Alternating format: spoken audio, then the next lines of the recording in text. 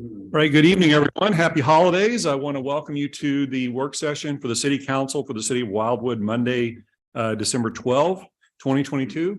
Ms. Elvards, would you please call the roll? Mayor Bullen. Here. Councilmember Clark. Here. Councilmember Bartoni. Here. Councilmember Nyan. Here. Councilmember Farmer. Here. Councilmember McCutcheon. Here. Councilmember Rambo. Here. Councilmember Flasher. Here. Councilmember Garitano. Councilmember Brost. Here. Councilmember Edens. Here. Councilmember Ottenberg. Here. Councilmember Dodwell. Here. Councilmember Bertolino. Here. Councilmember Jaxi. Here. Councilmember Hopper. Councilmember Galani. Here. All right, welcome again. Under information, I think we have 19 other than council agenda items. Does anyone have anything they want to mention or have any question about on any of those items before we go to the action items? Councilmember Clark. I just want to mention a few things about the strategic plan. If everyone could look at it and give me some input on whether or not you like the way it's set up.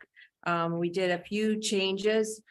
For one, there's added in there tier 1, 2, and 3 columns for helping to prioritize which one comes first. Sub-goal categories have been placed in in front of every one of the sub-goals.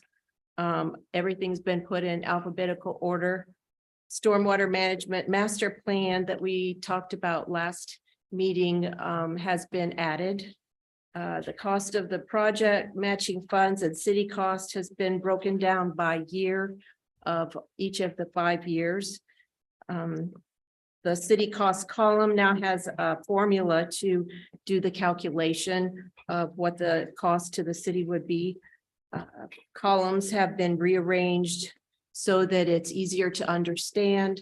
Just a couple more. The comment column at the end for any comments instead of putting them in to other columns. The percent completion is now broken into permits, designs, construction, and project. The responsibility is broken down into 2 columns for names to represent the committee it's responsible to, as well as the staff. And we need to add red, yellow, and green to show status. This is just a document that should be followed and be able to understand for any new staff or new elected officials that come in. And so if you've got any other ideas, I'm glad to help put it together. All right, thank you. And I want to thank Councilor Clark for taking on this initiative and to anyone else that worked with her on it. This will be back on the agenda for the council's meeting in January. The intent of having it here this evening was just to give you the next few weeks to digest some of these changes, which I've looked at it in detail with her, and I don't believe there's anything substantive that was changed. It was really more of just making it for ease of reference, number 1, and number 2, implementation tracking, and number 3 related to that, I think in the long term to see where we are, as she mentioned, for future members of this body. Is that a fair statement, Councilmember Clark? Yes, it is. Okay. Councilmember Dodwell. I would just like to say thank you very much for taking the time to diligently go through it and turn this into an actual strategic plan, project plan that we can work from and that we can stay focused on things from both council level all the way out to the staff levels, so that the staff, as they get busy, we all get busy sometimes, you sometimes miss those dates. And I think it'll help make everybody more functional in their roles. So thank you very much, Ms. Clark. Councilmember Edens. Yes, I know this is not Ms. Clark's doing because she did just a wonderful job, but I think there was just an oversight. We added in October by vote unanimously to add the making of a stormwater management master plan, but it never got added to the list. I think it's in there. I didn't see it on the copy I looked at today. The latest copy that I sent to The attached one? city. It may not have got, you may have not got the latest. I didn't go back over the one that you got, but the latest one that I sent does have it added in. Okay, Well, she'll send it again just to make sure. But okay, I know I saw that. okay, yeah, great. All right. And then just, when discussion is closed on that, I have a question about Turnberry as well. Okay. Anything else on strategic plan? Anything else under information before we go to action items? If not, Councilmember Edens, Turnberry, oh, I'm sorry, Councilor Bartoni. Just one kind of more of a curiosity. I don't know if Melanie's on, but Mr. Vunich might know. With the Hometown Heroes program, what kind of success have we had? Like, just curious how many people have signed up. Mr. Bartoni, with the mayor's permission, almost immediately, we received one commitment from a local business to sponsor. In terms of the interest, there's been a lot of questions. I don't know if we've gotten any actual nominations yet. Councilmember Edens.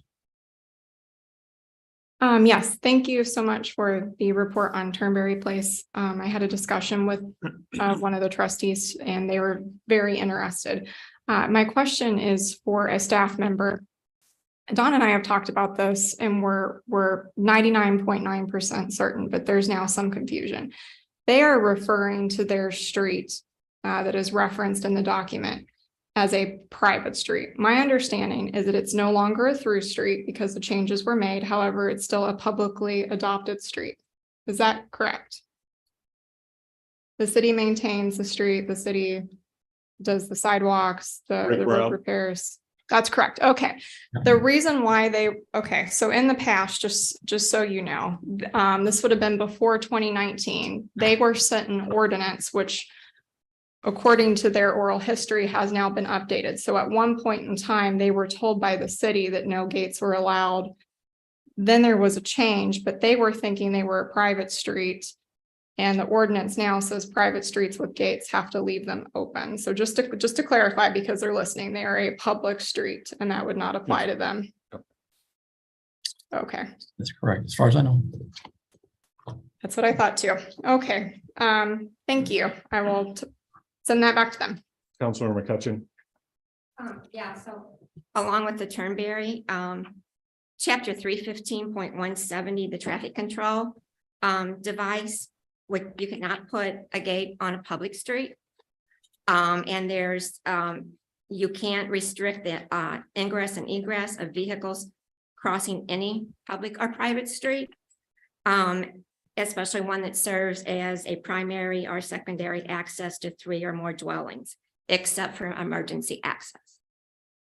So just wanted to make sure everybody had that information. Thank you. Anything else under information? All right, seeing none, we'll go to action items. And with the council's permission, I thought what we would do is we've got a few here under Department of Planning and also then we have one under Public Works. I don't think any of those will take much time, and then our calendar as well, I doubt. So we'll take a lot of time. So if we can, with your permission, also include rearrange the agenda to include miscellaneous, and then we'll go into our executive session so we can get everything wiped out before we get to that point. Is that okay with everyone? All right, Mr. Benich, Pond Athletic Association, a continuation of the 5,000. Any thing to add on this, or what? I guess why don't we start with what you're looking for the council to do relative to this? I'm assuming it's approve it. That's correct, Mr. Mayor. With the mayor's permission, the Planning and Parks Committee is respectfully requesting the authorization to provide Pond Athletic Association $5,000. Okay, thank you. Is there any discussion or a motion on this? Councilor McCutcheon? Yeah, I'll make the motion that we allocate the $5,000 to the Pond Athletic Association. All right, is there a second? Second by Councilmember Ottenberg. Is there any discussion on the motion? Seeing no discussion, all in favor of the motion, please say aye. Aye. Any opposed? Any abstentions? Motion carries. Next, the ADA improvements to Community Park. Mr. Benich, what is it you're looking for the council to do there? Mr. Mayor, with your permission, the Planning and Parks Committee is requesting the authorization to go out to bid for Americans with Disability Act improvements at Community Parks main parking lot. The committee endorsed this and the department would like to proceed. Thank you. Thank you. Any discussion, questions, or a motion? Counselor Bartoni? I'll make the motion to move forward. Okay, we have a motion to move forward, seconded by Councilmember Clark. Yes. Any discussion on the motion? Seeing no discussion on, oh, I'm sorry, Councilmember Clark. Maybe this isn't on the motion. I better hold off. I don't think this is on the motion. Okay, that's fine. Any discussion on the motion? Seeing that, all in favor of the motion, please say aye. Aye. Any opposed? Any abstentions? Motion carries. Birch Forest turnaround, budgetary impact 10,675. Is that you, Mr. Vinich? Yes, Mr. Mayor. Mr. Mayor, Okay. members of City Council, the Planning and Parks Committee is respectfully requesting authorization to prepare legislation for an amended contract with KJ Understall for the Birch Forest turnaround. Due to delays caused to permitting, there have been additional charges. The charges can be covered under this year's capital improvements program. The department is respectfully requesting the authorization to prepare the legislation. Thank you. Thank you. Any questions for Joe, discussion, or a motion? Councilor Bertolino? Okay, thank you. And seconded by Councilmember McCutcheon. Any discussion on the motion? Seeing no discussion, all in favor of the motion, please say aye. Aye. Any opposed? Any abstentions? Motion carries. That takes us to West Glen Farms, Truman Road intersection. This is a Rick Brown item in relation to Public Works. And presumably you've all seen his memo. In essence, I believe, Rick, correct me if I'm wrong, the upshot is that the council previously passed a resolution, or I'm sorry, an ordinance relative to this intersection. And that ordinance stated that at all times, certain turns would not be allowed, whereas MoDOT has indicated that it isn't agreeable to that, that it only wants certain hours of the day where that is the case. And you're, I think, requesting the council to, in essence, unwind that earlier resolution. Is that the upshot of your memo to the council? That would be correct, Mayor Boland. We'd like to prepare the legislation to amend the prior ordinance so that the turn restrictions are in place from 7 to 9 a.m. and 4 to 6 p.m. in the evening. Okay. Is there any discussion on this matter? Councilmember Farmer. Yeah, I'd like to make a motion to postpone this one until we can get some more information as to how these hours were determined. Okay, so you have a motion to postpone. Is there a second? Seconded by Councilmember Dodwell. Is there any discussion? Postpone indefinitely or postpone to a certain time? Well, I mean, I would love to affix a time to it, but I think that it's going to have to probably be postponed indefinitely because I'd like to get an understanding as to how these times were selected, because it was actually the city of Ellisville that decided this, not MoDOT. And so I'd like to know what information they have that we don't about these times. And then once we get that, I'd also like an actionable plan by our wonderful police service to figure out how we're going to enforce something down there when it seems prohibitively difficult. Okay, so this is a motion to postpone indefinitely. Since the motion was seconded, it's in the possession of the full council. Is there any objection to that being the motion to postpone indefinitely? Okay, seeing no objection, is there any discussion on the motion? Councilmember Dodwell. I'd like to discuss what was actually said at the Ellisville town hall meeting or city council That's meeting. Jermaine, go ahead. While we did have the mayor come and speak at our last meeting, and he seemed to think that it was a very equitable arrangement. The portion of the road that we're talking about stopping traffic on is within the city limits of Wildwood, not in the city limits of Ellisville. The mayor likes to be able to come down from the not Birch Forest, where the golf course and the apartments used to be, and and the ball field exit. And he likes to make a left turn and then cut across all lanes of West Glen Farms so that he can make a right out onto 100 to head out to 109 because it's more convenient for him. It takes him longer to go back up into West Glen Farms and come out at the stoplight and make a legitimate right-hand turn. I was not going to bring that up at the meeting while he was here.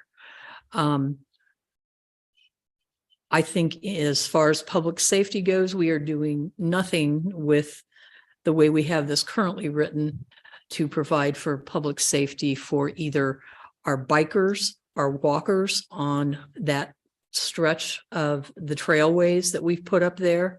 And I think we need to go back with representation from Ward 4 if the staff doesn't feel like they can make a legitimate case to help them understand that this is within the bounds of the city of Wildwood, not the city of Ellisville.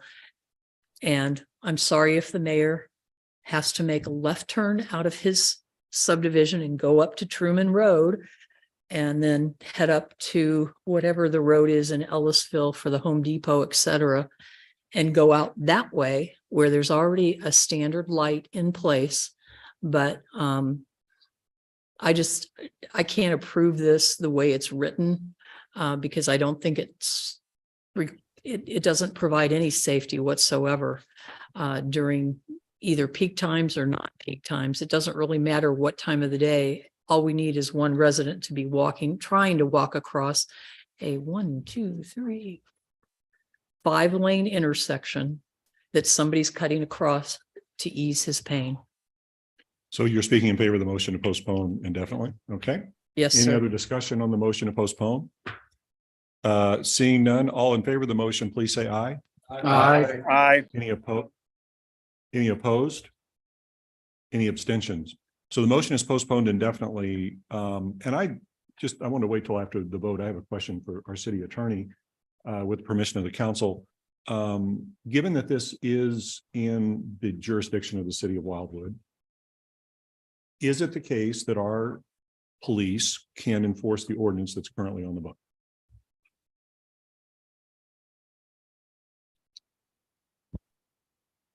The police can enforce the ordinance as long as there is signage indicating notice of what would constitute a violation. Thank you. All right.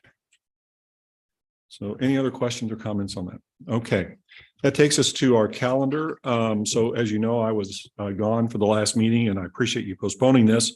I think there was someone mentioned about whether we should continue with our one meeting a month or have two meetings, council meetings a month. And in preparation for that, I asked Megan to get some numbers for me, statistics, and I just wanted to share those with you. So these are for mirror image periods. We actually started going to one meeting a month in November of last year through December of this year, and comparing the same period immediately prior, November of 2020 through December of 2021. And I just wanted to share this with you. During the 2020 to 2021 period, when we were doing 2 meetings per month, we had 10 city council public hearings. During the last year, where we have been at 1 meeting per month, we have had 28 public hearings. That's a 180% increase. During the first period of 2020 through 2021 with 2 meetings, we had 69 ordinances passed. Within the last year with 1 meeting, we've had 98 ordinances passed. That's a 42% increase. And finally, with respect to resolutions, in the first period of 2020 through 2021 with 2 meetings, we had 23 resolutions passed. And in the last year from November through December 1, we had 31 resolutions passed, which is a 35% increase. So all I want to say on this is I think that the numbers clearly indicate that the work being done by the council has not only, it's improved and during the last year. And so relative to, and so as you probably know, I'm a proponent for continuing with what works well. And I think that while some might look at it as you're not doing as much because you're not there, my point to that would be twofold. Number one, the data simply don't show that. Number two, even if it did, whether you show up 2 times to paint the room or once, as long as the room's painted, it's painted. So those are just my comments on the numbers I wanted to share with you. Councilor Bartoni, you had raised your hand. Go ahead. Yeah, thank you. I was the one who brought this up, that we talk about this, and I'm not necessarily in favor of it or against it. I've just had council members have said to me in the passing that they wish we were at 2 meetings again. I've overheard people say that, and I just figure if, you know, people have that opinion, this would be the time to voice that and to discuss it. And I've had staff members also have said to me that the 1 meeting, though they're getting the work done, it's a lot in a shorter period of time, and they wish we would go back to 2. I don't know if those staff members have mentioned anything to you or anything, but they have said stuff to me. So I just figured this would be the time to discuss it if we're going to discuss it at all. Okay, thank you. Councilmember Edens. I feel a little bit more strongly about this than my counterpart. When we've had some good discussions about this, and it's not just because that you're all lovely people that I enjoy hanging out with, that I'd like to see you 1 more time a month, because that's true too. Where I'm noticing a difference with having 1 council meeting a month, and I will have been on council 4 years total in April, so I've lived both agenda styles. Is when I do feel like closed sessions are tremendously more rushed. A lot of times we run out of time for comment, and then there's not a second chance to bring that back in the month. So updates happen on a less frequent basis. And if I was a developer or a business owner working with the city, I would love the opportunity to come back, in another 2 weeks rather than waiting another month to address concerns and work with the city. I have had a couple of residents make offhanded remarks to me, some of which don't live in my ward, but I've known them throughout the years. Some have, in an effort to try to build new construction. They felt the process was slower than it used to be. So trying to get something through planning and zoning once a month, and then trying to get it through council once a month, they felt bottlenecked. And I know the comments have been made in the past, well, if a resident feels really strongly, we'll meet for them. But that puts a lot of, I wouldn't want to be the resident or the business responsible for asking a council to have an extra meeting just for me. I feel like that would be very intimidating for someone to do. So I would love to make a motion to go back to 2 meetings a month. And the other reason why is we're very efficient. That's very true. But we're efficient because we're doing 2 readings on a large portion of our items at 1 meeting. And while that's okay for department recommended lot splits that there's nothing wrong with, it really does feel like things are being rammed through at a different pace. So I'm going to take issue. I don't think we're running anything rammed through. And if we were, there were no comments about doing that at the time. I mean, most of the resolutions, or I'm sorry, the bills that get approved for a second reading at the same meeting relate to non-economic lots implicated, lot splits, re-subdivisions, those kinds of things.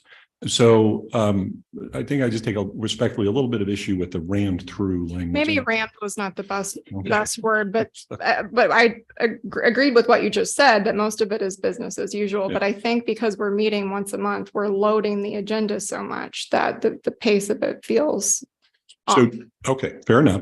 And thank you for acknowledging that. Do you want to make a motion? I do, yes. So your motion is to go to 2 meetings as opposed to 1. Is there a second to that motion?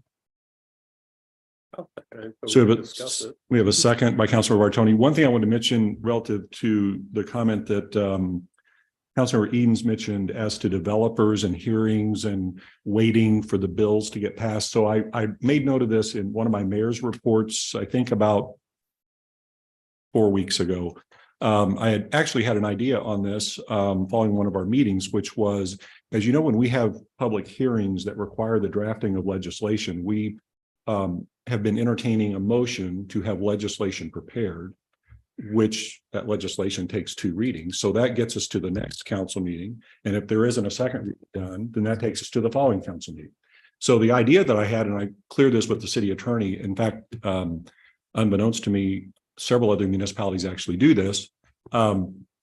Going forward, if there's no objection, and that's the reason I put it in the mayor's report with that proviso by anyone on the council, what I thought we would do to expedite the business of the city, particularly where it comes to relating to these developers or development issues, is to have that if the Department of Planning's recommendation is favorable to request legislation be prepared, then the city attorney would already have that ordinance ready so that at the conclusion of the hearing, if someone wants to make a motion to have that ordinance read for the first time, it can be done.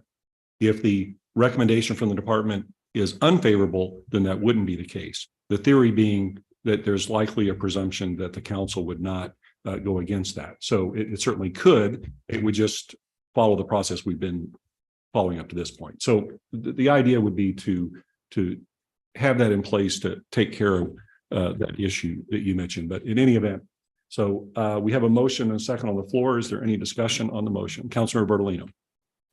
Yeah, I am in favor of adding the going back to having the second meeting on the calendar. But the phrase on the calendar, I think that we're outstanding in terms of efficiency among ourselves. And I appreciate the mayor from leading us in that direction. We're doing a whole lot more in a lot shorter time. However, I think the optic, and I hate that word, but I'm going to use it. The optics from a citizen standpoint is that you folks are kind of shirking your duty. That you ought to be available. It probably more than if I decide I want to go to have my say, that you're available to me, that I can come here and stand up from a meeting and have my say. What I would propose, we put it back on the calendar, but at the end of the first meeting of the month, we simply look at the agenda, what we accomplished, what do we got to do, and make a decision at that time to say we need a second meeting or we don't need a second meeting. And if we don't, we say, okay, we're going to cancel the next meeting. That I think is a lot easier to communicate to the public than to not have something on the calendar and then all of a sudden it shows up on the calendar. So I'm just looking at it from a perspective of a citizen wanting to come before us and us being available for them. So let me just mention a couple of things about that idea. And first of all, I have not had to my knowledge, a single resident or anyone else for that matter, say anything to me about the fact that they don't like us having 2 meetings a month. But to the idea of having 1 meeting a month and then having a debate potentially each month about that second meeting, if the concern is about perception, which I think the numbers speak for themselves and that's the best perception. But if the concern is about that, essentially what that's going to do is to then have that debate potentially 12 times a year. So that's just, I'm not speaking for or against that idea, just something to think about. Councilmember Ottenberg. Yes, I would not recommend that we pass this legislation. I have not heard a single expression of concern from a single member of city staff, from any of the other council members other than the 2 that have spoken out in favor of this legislation, or for that matter, any of the residents in Ward 3 regarding the fact that we're only meeting once a month. In fact, I think if you spoke with most of the residents in Ward 3 and probably many throughout the city, you would find that for most legislative bodies, they would prefer that they meet less often rather than more often. So I would not be in favor of going back to 2 meetings per month. Thank you. Councilor Roast. Yeah, I guess my question maybe for the staff if would be, is it from a standpoint of the preparation for the meeting and the actual addition of the meeting, do you feel it's more efficient or less efficient? See Administrator Cross.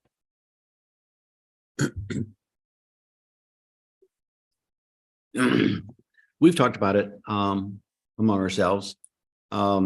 It's a shorter period of time in which to get some things done. But at the end of the day, I think it is as efficient, if not more efficient, having 1 meeting a month versus 2 meetings a month. From a staff perspective, you know, all the other arguments aside, from a staff perspective, I think this allows staff to focus on get some other things done as opposed to continuously every 2 weeks preparing all the information that's presented to you. It does allow them to do other projects. So I think it's more efficient having one meeting a month. Councilor Berlino. Yeah, I'll take my second bite at this, if you will, Jim. Thank you. Yeah, I'm not totally opposed to the one meeting a month. However, I am concerned that our citizens are aware of why we do it and that they have access to us. We are, in the last 2 years or so, we have been in a honeymoon period.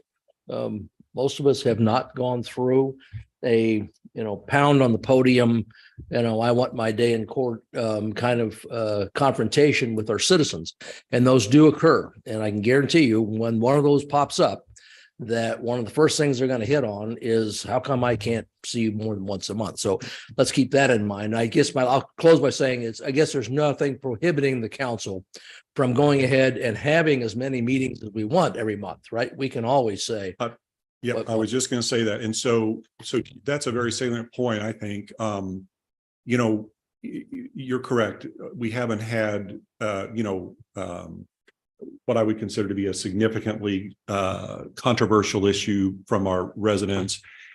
And if we did, I think you're right that we would likely want to, probably have a presumption that there may need to be more than one meeting a month. And to your point, you are correct. So under our rules, I can we can decide to have the regular meeting. The council by majority vote can do that. And even if we have the regular meeting, there's also provision for having a special meeting, which I don't think we've done in quite some time. So that's built in as an option. Yes, Councilmember Douglas. Could we leave that second week and that Monday in the second week empty from any other committee meetings or anything else, so that if and when we have to call a special meeting during a year, so that we can hear from more residents? There's been times where we've had this whole room packed with people wanting to speak. And if we could then say, we're going to bring this to another meeting 2 weeks from now, everybody come back and we'll continue with your conversation. That's a great point. City administrator just indicated that it already is, and we would keep it that way without objection. The other thing too, I forgot to mention Councilor Bertolino's point about our residents and informing them of why we do this. I think that in the next issue of the Gazette, it, would be a nice thing for us to list these statistics and show that we've more than doubled the hearings, and we've, we're at 42% more ordinances and 35% more resolutions. I mean, the numbers don't lie, and let them see for themselves kind of how we're operating. We obviously want to see how that's drafted, but Councilmember Clark. Well, my question is, how would we determine whether or not another meeting is needed? Will there be some kind of criteria for determining that, and who determines it, and how do we get it on the agenda? I think we would determine it at this bench, or if the meeting's over and something comes up or a council member didn't think to mention it at a meeting, then they could reach out to me and suggest it. And the chances are quite high that I would just call that second meeting in that regard. So it could be done in either of those ways. Would that include a work session and a council meeting? I don't know what this looks like. It would depend on the situation at the time, but more than likely, yes. Councilor Nyan. I'm not vehemently opposed either way. I do feel like having one meeting, it has been very efficient, very productive. And I feel like going back to 2 meetings, even subconsciously, oh, look, we have more time. We're going to go over this and over this and over this and repeat, as if we have one meeting and it's just a little longer agenda. Not to say we're rushing through things, but maybe we're just being a little more efficient. And the other thing, a lot of these we've already all seen in committee, which many people don't realize that we've already gone through some of these issues prior to the council meeting. So that would be, I guess, my support for the one meeting is we're succinct and efficient and not going, oh, it's only, whatever time, and we have plenty of time. We're not coming to a 20-minute meeting, so let's keep it going. Okay, so the motion is to go to 2 meetings a month. Show of hands, all in favor, please raise your right hand. 1, 2, 3, 4, 5. I don't. Can't go half and half. Are you in or out? Okay, 1, 2, 3, 4, 5. Opposed? Show of hands. 1, 2, 3, 4, 5, 6, 7. Okay, motion, and Councilmember Flasher, motion fails. Going next to miscellaneous, we're gonna get rid of just a couple Mayor here. Boland, we still have to approve the calendar, don't we? Thank you. We do. Yeah, we do, Ms. Eldridge. Thank you. Councilmember Edens. I was gonna say I'll make a motion to approve it. I do have one other thought, which is on nights where we know we have a closed session, maybe we could, since it failed and we're not gonna meet twice a month, I admit defeat. Maybe we could still start the work session at 5:30, move the main meeting back to 7, because when I feel most rushed is when right now we have a closed session and we're. Will, Can we anytime think you want about to that? suggest that, when you know what's on the agenda for closed session or whatever, let me know and we'll hash that. Okay. Okay. And that goes for anyone else. Councilmember Farmer. I was just gonna second. Okay. Okay, we have a second to the motion made by Councilor Edens to approve the calendar as presented. Any discussion on the motion? See no discussion, all in favor, please say aye. Aye. Any opposed? Any abstentions? Motion carries. Okay, thank you again, Ms. Eldridge. So we're gonna get through these miscellaneous receipt and files. I want to just go real quickly, if you don't mind, to the item 4, Planning and Zoning Commission calendar meeting dates. Item 5, Planning and Zoning Commission's progress on its work program for 2022, and the work program item 6 for P and Z for 2023. Those are just informational items. There's nothing required there on the part of any action of the council. Does anyone have any questions on those before we go into the actual receipt and file items? Okay. All right, Mr. Benich, PZ 6-22, anything you want to mention relative to that? No, sir, but if there are any questions, I'd be glad to try to answer them. Any questions on the withdrawal of PZ 6-22? All right. PZ 9-20, Singular Wireless. Anything you want to mention on that, Mr. Benich? Mr. Mayor, members of City Council, this is the site development plan for a new telecommunication tower on St. Alban Rose campus. And if there are any questions, I'd be glad to try to answer them at this time. Thank you. Thank you. Any questions for Mr. Bennett? All right, seeing none. Next is the telecommunications tower and facility for wireless services, Inc., PZ 4-98. Mr. Bennett. Mr. Mayor, members of City Council, the Planning and Zoning Commission granted a 1-year extension to this existing telecommunications tower. As with any conditional use permit, the City Council has the right to a power of review over that decision. And tonight, the City Council would need to make a motion and second if they'd like to exercise power of review. Otherwise, it will become effective in 15 days. Thank you. Any questions or any motions? All right, seeing none. Lastly, response to communication from Elizabeth Gray, Gershman Commercial, Mr. Benich. Mr. Mayor, members of City Council, the Planning and Zoning Commission recommended denial of a request to allow internal illumination of business signs at this particular location. The location, this commercial center already has the right of external illumination as well as backlit or halo. If there are any questions, the department would be glad to try to answer them at this time. Thank you. All right, any questions for Joe? Okay, seeing none, that takes us to an Thank you. executive session. Thank you, Joe. We need a motion with a roll call vote to go into executive session made by Councilmember Ottenberg, seconded by Councilmember Galani. Any discussion on the motion?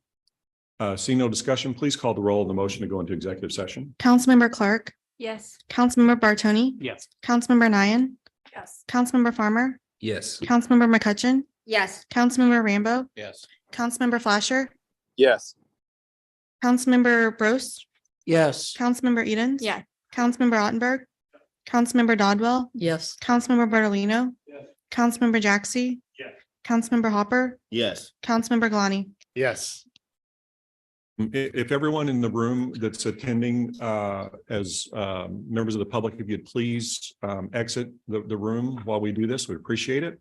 And Ms. Eldridge, I don't think we'll need you in for this. I don't think so.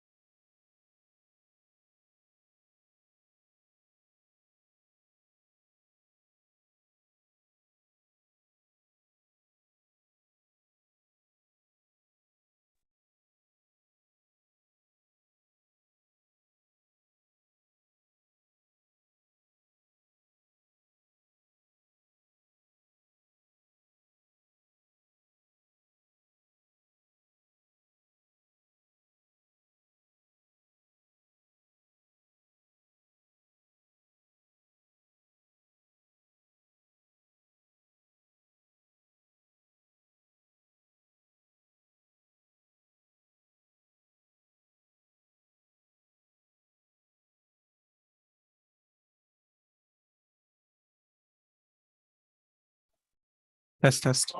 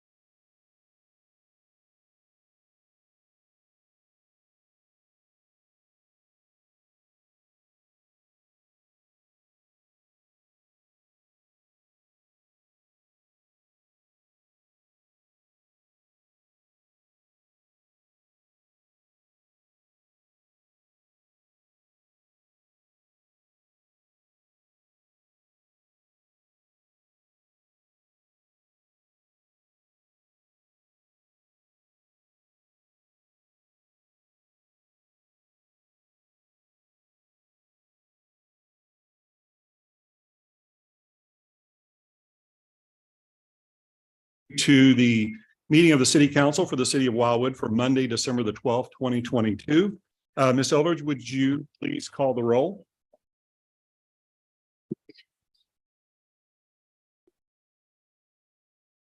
We don't need to. Thanks for asking. Mayor Boland, Here. Councilmember Clark, Here. Councilmember Bartoni, Here. Councilmember Nian, Here. Councilmember Farmer, Here. Councilmember McCutcheon, Here. Councilmember Rambo. Here. Councilmember Flasher, Here. Councilmember Garitano, Here. Councilmember Bros, Here. Councilmember Edens, Here. Councilmember Ottenberg, Here. Councilmember Dodwell, Here. Councilmember Bertolino, Here. Councilmember Jaxi, Here. Councilmember Hopper, Here. Councilmember Galani. Here. Okay, thank you. For those of you who are comfortably able, you'd please be prepared to stand for the Pledge of Allegiance. We're going to be led tonight by Cub Scout Pack 456. So we're just going to turn it over to them and let them tell us what they would like us to do. Will the audience please watch the presentation of the colors?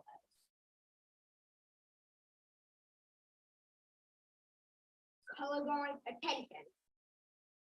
Please remove any hats that are not part of a scout or military uniform. Please place your right hand over your heart. Colorblind, prepare to present the color.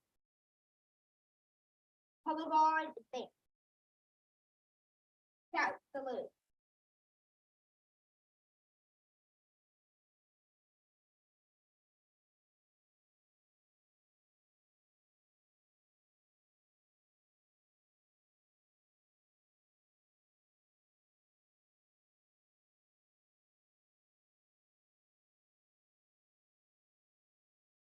Colorblind, halt. Colorblind, present color. Please join me in reciting the Pledge of Allegiance. I Pledge allegiance to the flag of the United States of America and to the republic for which it stands, one nation, under God, indivisible, with liberty and justice for all. Two. Colorblind, post the color.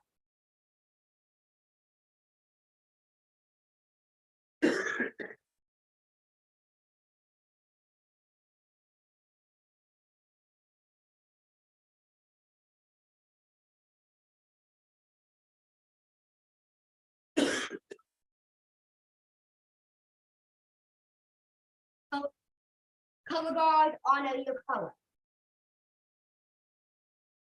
Colorblind, honor your color. Two. Colorblind, front gray. Colorblind, right.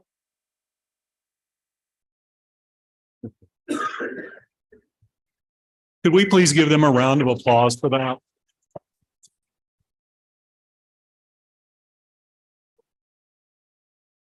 All right, thanks so much, guys, for being with us tonight.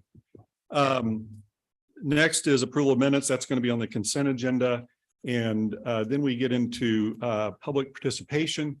I just want to mention a couple of things about that before we begin. It's a valuable component of our meeting, and anyone who wishes to speak must indicate they would like to do that by completing a card and providing it to our city clerk, who's seated to your left of the podium, or if you're on Zoom, using the raised hand feature.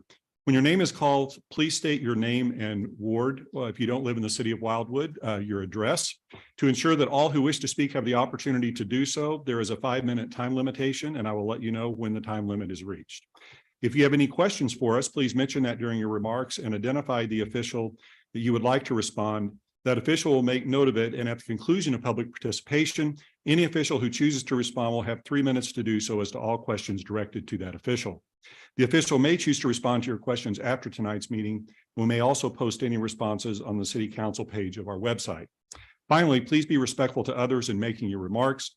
This means that interrupting others and using profane and abusive language are prohibited. And I want to thank everyone in advance for following these. Just one moment.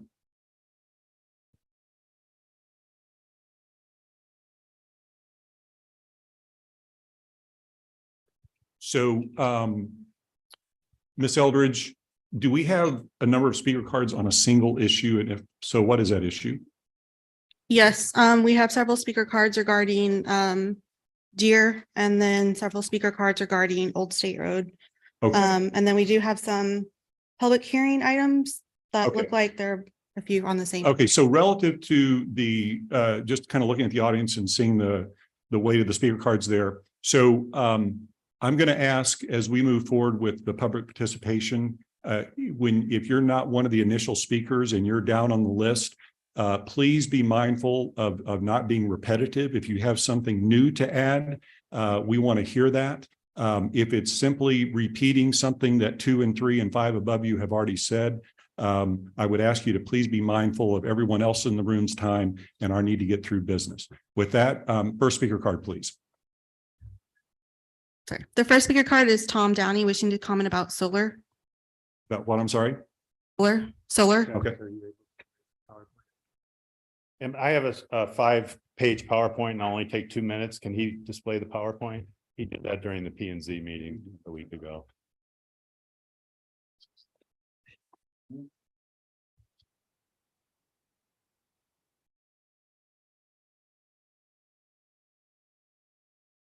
So at this point, and given that we have to follow the rules for everyone, I'm afraid we're not really in a position to use the city resources to provide the PowerPoint for you, but you're certainly free to speak as you wish and describe that PowerPoint. Okay, it's And a PDF. It's not a PowerPoint. We- Anyway, you- it's a 5 pages of information. Yeah, so one thing you can do, and if you're okay with it, we can ask, or you can ask the city team later to provide a copy of that to the council to make sure and to me, to make sure we have Please it. do. Okay. Travis, can you make a copy of that file? I've been, I'm new to the politics of Wildwood, so forgive me if I don't understand how it all works. I've been going to the planning and zoning meetings since I applied for solar panels on the front and back of my home. So a couple things have concerned me about those meetings. One is the amount of misinformation being spread during those meetings with no evidence to support them. For example, I think what it gets down to, on one of my slides, I wanted to show you how solar panels look today. They're all black. They're not the old kind with the aluminum frame on the outside. I wanted to show you a picture of them. I wanted to show you a picture of them on the City Hall of Chesterfield as well.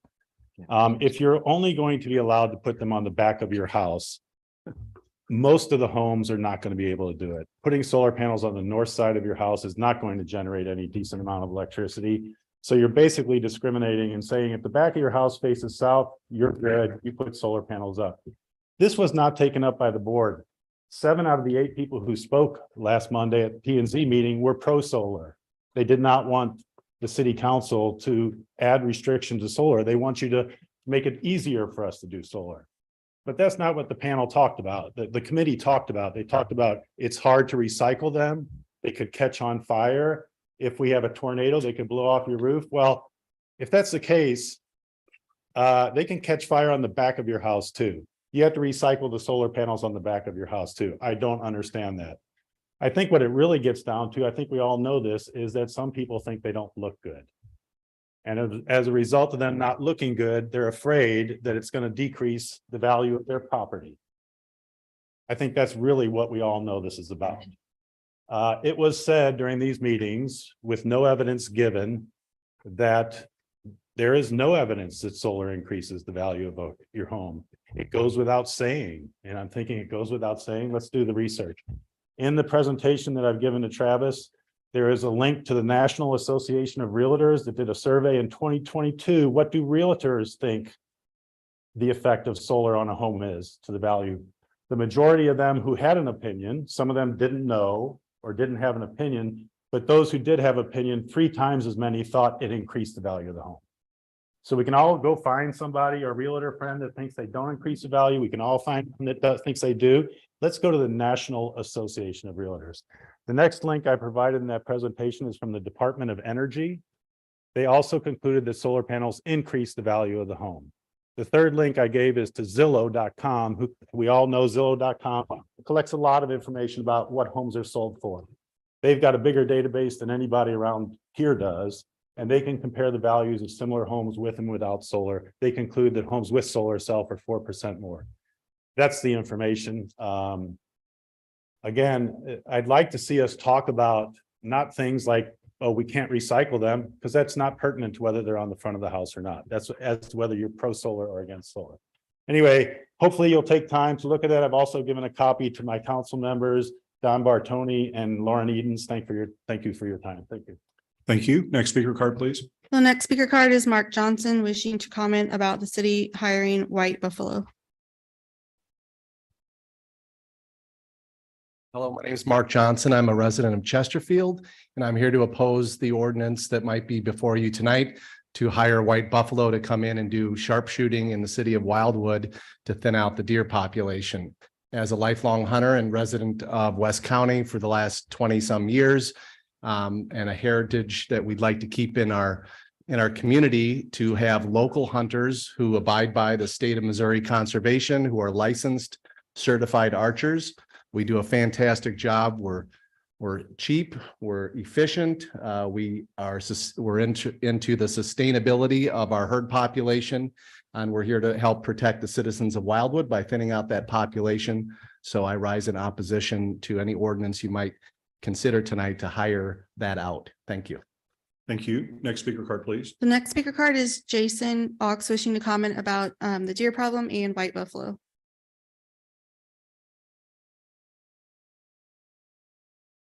Hi, my name is Jason Oaks. I believe I live in Ward 1. I'm not positive on that. I live on Hawks Rest. I'm a small seasonal business owner. I'm a USA certified archery coach, as well as a bow hunter and longtime member of the Suburban Bow Hunters. I do most of my bow hunting in Wildwood. This season, I have shot 9 deer and I have recovered 9 deer, 7 of which were in Wildwood. I think any money spent on a solution should be kept local if possible, not paying an out-of-state group or organization, which a lot of my neighbors had no idea was even a possibility.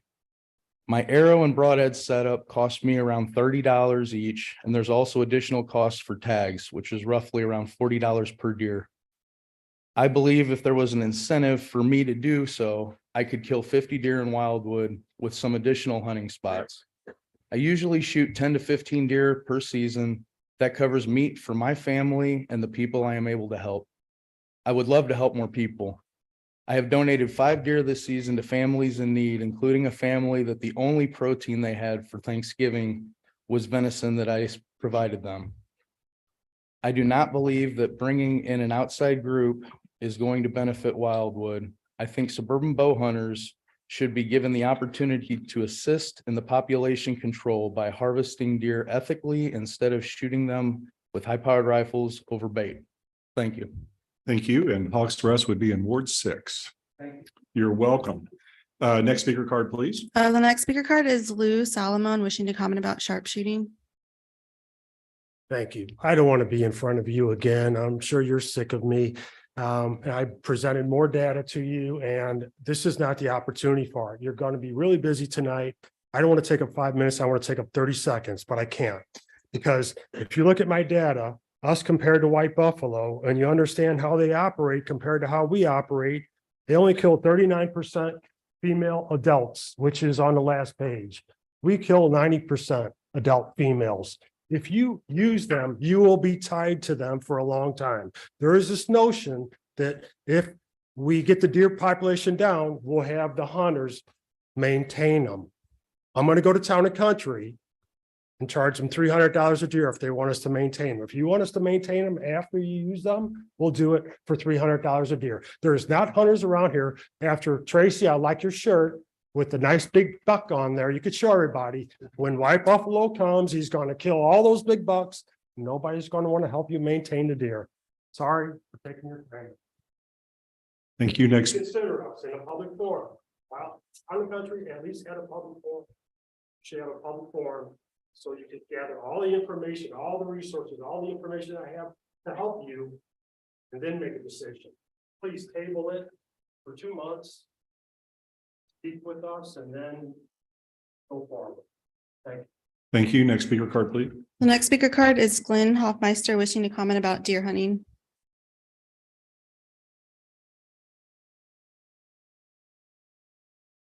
I'll try not to duplicate anything that was said there. In so far this year, there's been 285,070 deer killed in Missouri. St. Louis County had 1,858. Some of those have to be in Wildwood. And archery in St. Louis County was the #1 county for archery, 854. And also the managed hunts were in St. Louis County for another 343.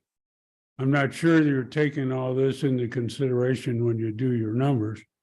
And I'm not going to hunt in a subdivision, so I hunt on 4 acres and I follow the rules, which I understand you publish, you have the hunters get that and get the owner's permission, you put one in your pocket and one in your car. And there's very few of those. I don't think that's being followed, nor do you have a record of how many deer were taken in Wildwood. He was talking about 8 or 9. My grandson got 2. And I would like to incentivize the Wildwood hunters by maybe giving a list of the closest processors that process for Feed the Poor and pay the processing for the hunter, very low cost compared to what you're doing. And if they shoot a doe, give them another tag. And a list of landowners that would welcome other hunters to do the same. Thank you. Thank you. Next speaker card, please. The next speaker card is John Dykeman wishing to comment about sharpshooting.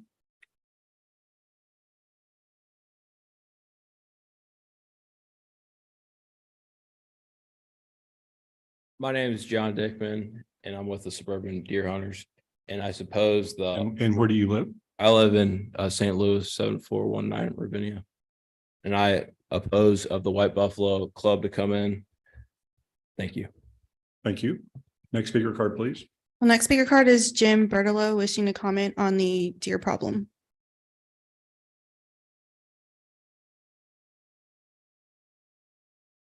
Hello, I'm Jim Bertlow. I live at 1033 Striker Road. I do the farming down there. And I just want to mention that I lose about $15,000 to $35,000 a year on crops and claim it on insurance. And so I imported deer controlling, just make sure they kill does and not bucks. So that helps out a lot. That's at least what I hear from the, you should know that, and hear from the conservation. And I believe that's it. So thank you. Thank you. Next speaker card, please. The next speaker card is a Jay Mullen wishing to comment about Rieger Farms.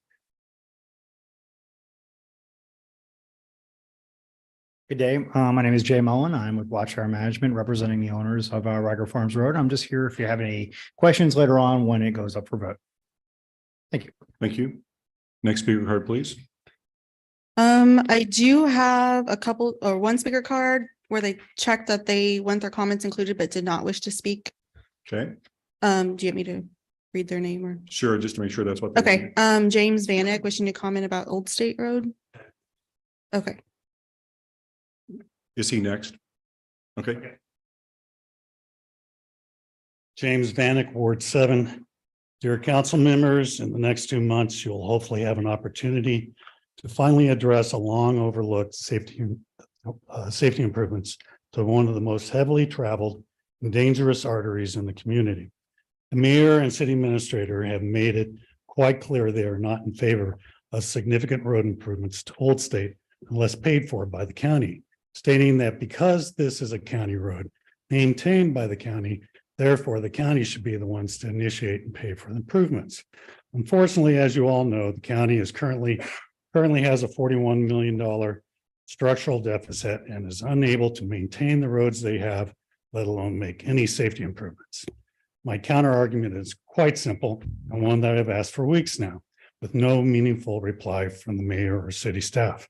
The question is, why is the argument which is used not to fund improvements for Old State conveniently forgotten when it comes to funding J-turns on a state road that is maintained by the state? The council voted in May of 2022 without dissent to approve a 50-50 split on a $3 million project with the state. Did anyone on the council ask why we're spending city funds on a state road maintained by the state? Did anyone ask why we had to allocate any of our funds at all, seeing how the state is flush with funds and looking at cutting taxes due to surpluses? Did anyone ask why the state couldn't have been the one to initiate the funding from East-West Gateway and why the city was the one that did so? There could be reasonable answers for all of these questions, but for now, none has been offered. The entire matter comes down to fairness. The city is willing to spend $1.5 million on the west side of town because they see a valid safety issue. That's fine. You should also be willing to make similar improvements to Old State due to the scores of fatal and near fatal accidents. In closing, I can't see how you can, in good conscience, vote unanimously for J-turns on Missouri 100 and then not provide a small fraction of that amount to make similar safety improvements for Old State. I apologize if this message might seem a bit abrupt to some of you, but each year that goes by means scores of additional people injured that didn't have to be. This is my motivation, and this is why I try to motivate you. A couple things there. I want to thank the Helfrich family, and their mother was lost 5 years ago on the lower section of Old State. There's no guardrail down there, which could have changed everything. There are other families here who've had disastrous consequences from driving Old State. I want to give the mayor a compliment. You are very persuasive, and that's a excellent quality in a mayor. And you found a issue on the west side of town that was a safety related issue that you grabbed a hold of, and those were those 2 J-turns on the west side of town. You use your persuasive powers to bring in the state and negotiate a deal. You use your persuasive powers then to go to the county, the council, and you got 100% unanimous vote. I think that's all excellent. I'm glad that those safety improvements are going in. We on the east side of town want you to be the same mayor for the west side of town. It's been a year since there's been any talk about doing anything substantial for Old State. In that time, we could have brought in Mark Harder. We could have brought in Joe Colessa. We could have tried to negotiate for common ground, try to find something to move forward. We haven't done this. Why not? We've had a year. We urge you to use your persuasive powers to bring about these safety changes that have been overlooked for so many years, decades. Thank you. Thank you. Next speaker card, please. The next speaker card is Katie Dolitsky, wishing to comment about Old State Road. Hi, good evening. My name is Katie Dolitsky, and I'm a resident of St. Charles, Missouri. As you may know, my mom, Linda Giroux, was involved in a fatal car accident on Old State Road 5 years ago. My mom was heading home from playing bridge with her friends, driving on a road she had driven 100 times. Her car went off the road on a curve just before Red Tail Hawk Road, which provided about a foot of roadway before dropping off onto a steep hill. Her car went down the hill and into a tree. Just days after her accident, my sisters and I drove out to the accident site. We parked and hiked up into the woods. The site was easy to find as her car parts lay around in the woods. As we try and process what her last moments were like, we could not help but think that if there were a guardrail, that maybe she could still be alive. You may have seen pictures of her car accident last week in the meeting with the Administrative and Public Works provided by Jim Vanek, or heard me speak at the Coffee with the Mayor meeting a few weeks ago. After attending a few of your city meetings, it has become clear to me that the dangers of Old State Road have become an issue that continue to get passed on. The mayor and city administration, they will admit the dangers of Old State Road, but quickly point the finger back at the county, knowing full well they don't have the money. Yes, this is a county maintained road, but they're unable to make it safer. This is your city, your community, where you and your loved ones live, and you have chosen to repeatedly pass the buck. Sadly, accidents are not rare on Old State Road, and they will continue to happen until someone chooses to change it. At what point will someone make the decision to save lives? I thank you for your time and the opportunity to speak. Thank you. Next speaker card, please. The next speaker card is Kim Keen, wishing to comment about Old State Road.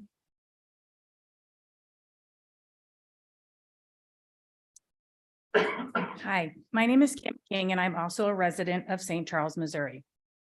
I have a vague memory back from 1981 of an accident that occurred on Old State Road. It was November 13th, and it involved a carload of 5 teenagers from Lafayette High School. The driver lost control of the car on a curve, and the car ran off the road.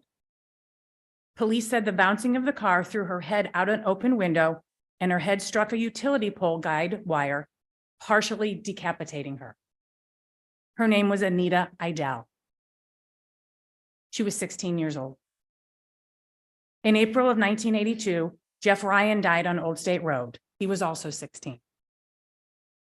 As a brand new 16-year-old driver, my parents told me I was not to drive on Old State Road. It was too dangerous. Now I'm going to give my age away here, but that was back in 1984. That was almost 40 years ago. And here we are in 2022, still talking about the dangers of Old State Road. My mom, Linda Giroux, died on November 7th, 2017 from an accident on Old State Road. She died 35 years after Jeff Ryan at the same location. By now you've heard of her, you know the details, you've seen the photos from her fatal accident. You also know that this could have been prevented by adding a guardrail along the turns that make Old State Road a safer road for everyone that travels it. I no longer live in Chesterfield, and I have no reason to travel this road, but I'm here today to remind you that you have the ability to save lives. What a powerful responsibility that is. What are you going to do with it? I'm not sure your why, and I have no idea what drew you to the position that you're in, but I hope that making a difference in your community was part of it. This is your opportunity to do that. I have no idea how many fatalities have occurred since that memory in 1981, but I do know there is one that directly impacted me and my family. And I know without a doubt something as simple as a guardrail would have saved her life. Thank you. Thank you. Next speaker card, please. The next speaker card is Vicky Rosling, wishing to comment about Old State Road.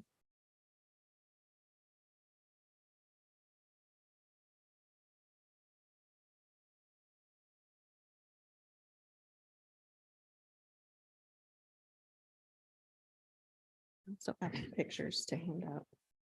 Okay. Hi, my name is Vicky Raceline. I am a resident of Eureka.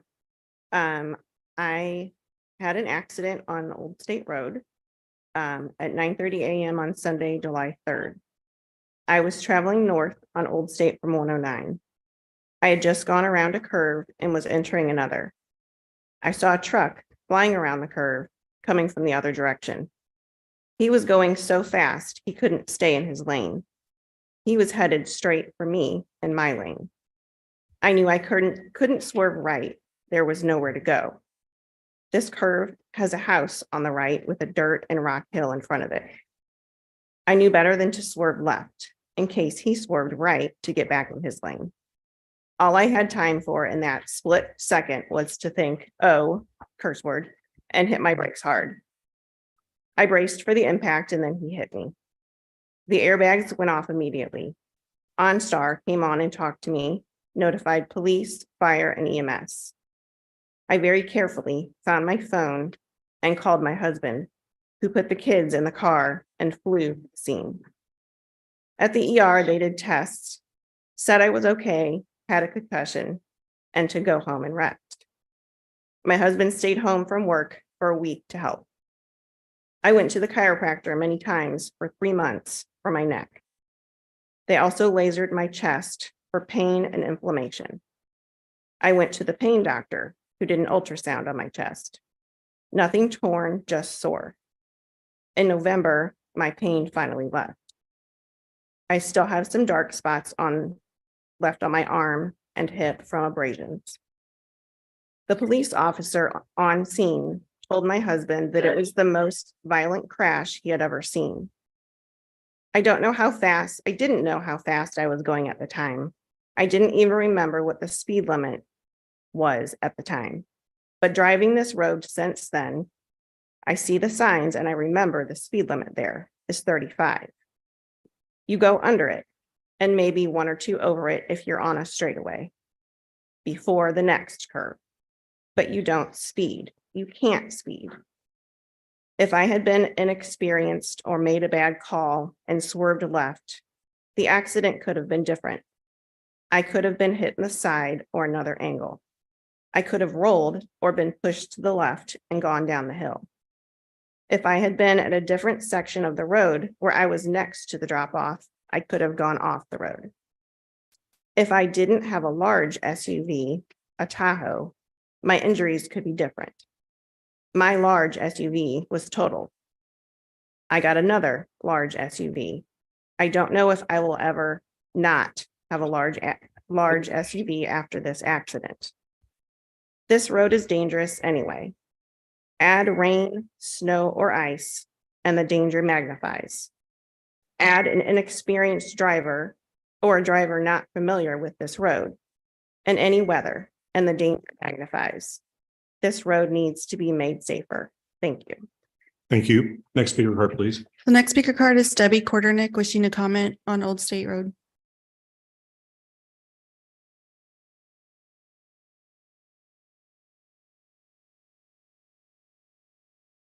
Good evening. My name's Debbie Quarternick. My family's lived on Old State Road since the early 1950s. So I spent my whole life living on that road. As a child, my window would get rapped on at night or the front door, and I would wake up to a bloody face in the window or the door of someone who had wrecked on Old State Road. How that's not terrorized me. As she said, I had parents tell my friends, don't drive, you can't drive on Old State Road. So never, none of my friends were ever allowed because their parents knew how dangerous it was. I mean, the accidents that had been there, we used to have helicopters land in our horse pasture because we were on one of the most dangerous curves, or still am. And, for spleen injuries or whatever crazy accidents there were, I'm familiar with the neighbor that died there and there's just that one, there's a lot of bad spots, but there's just this one really bad spot. And if we could just get a cable or a guardrail, even on just one corner, it would save so many lives, because you can drive down Old State and probably, I would say, at least every 2 weeks, my road's closed because there's been a terrible accident. And I'm not exaggerating on that, you know, you could drive down and see that hole in the road where her mother died. It just keeps getting deeper and worse from other cars that have gone in that same hole, you know. Now they're talking about bringing the new internet down Old State, and I'm assuming that internet is probably going to be buried. I don't know how it's going to be going in, but if they can bring the internet down Old State, I don't understand how they can't drive some piers down or something to put a guardrail at least on one of those most dangerous corners. Now, again, I know it's not a Wildwood road, it's a county road, but I talked to a supervisor today with the county and I'll be reaching out to them, but just hoping for you guys to all reach out to them too and share in all these tragedies that are going on that could be stopped. So thank you. Thank you. Next speaker card, please. The next speaker card is Derek Raceline wishing to comment on Old State Road and his wife's accident.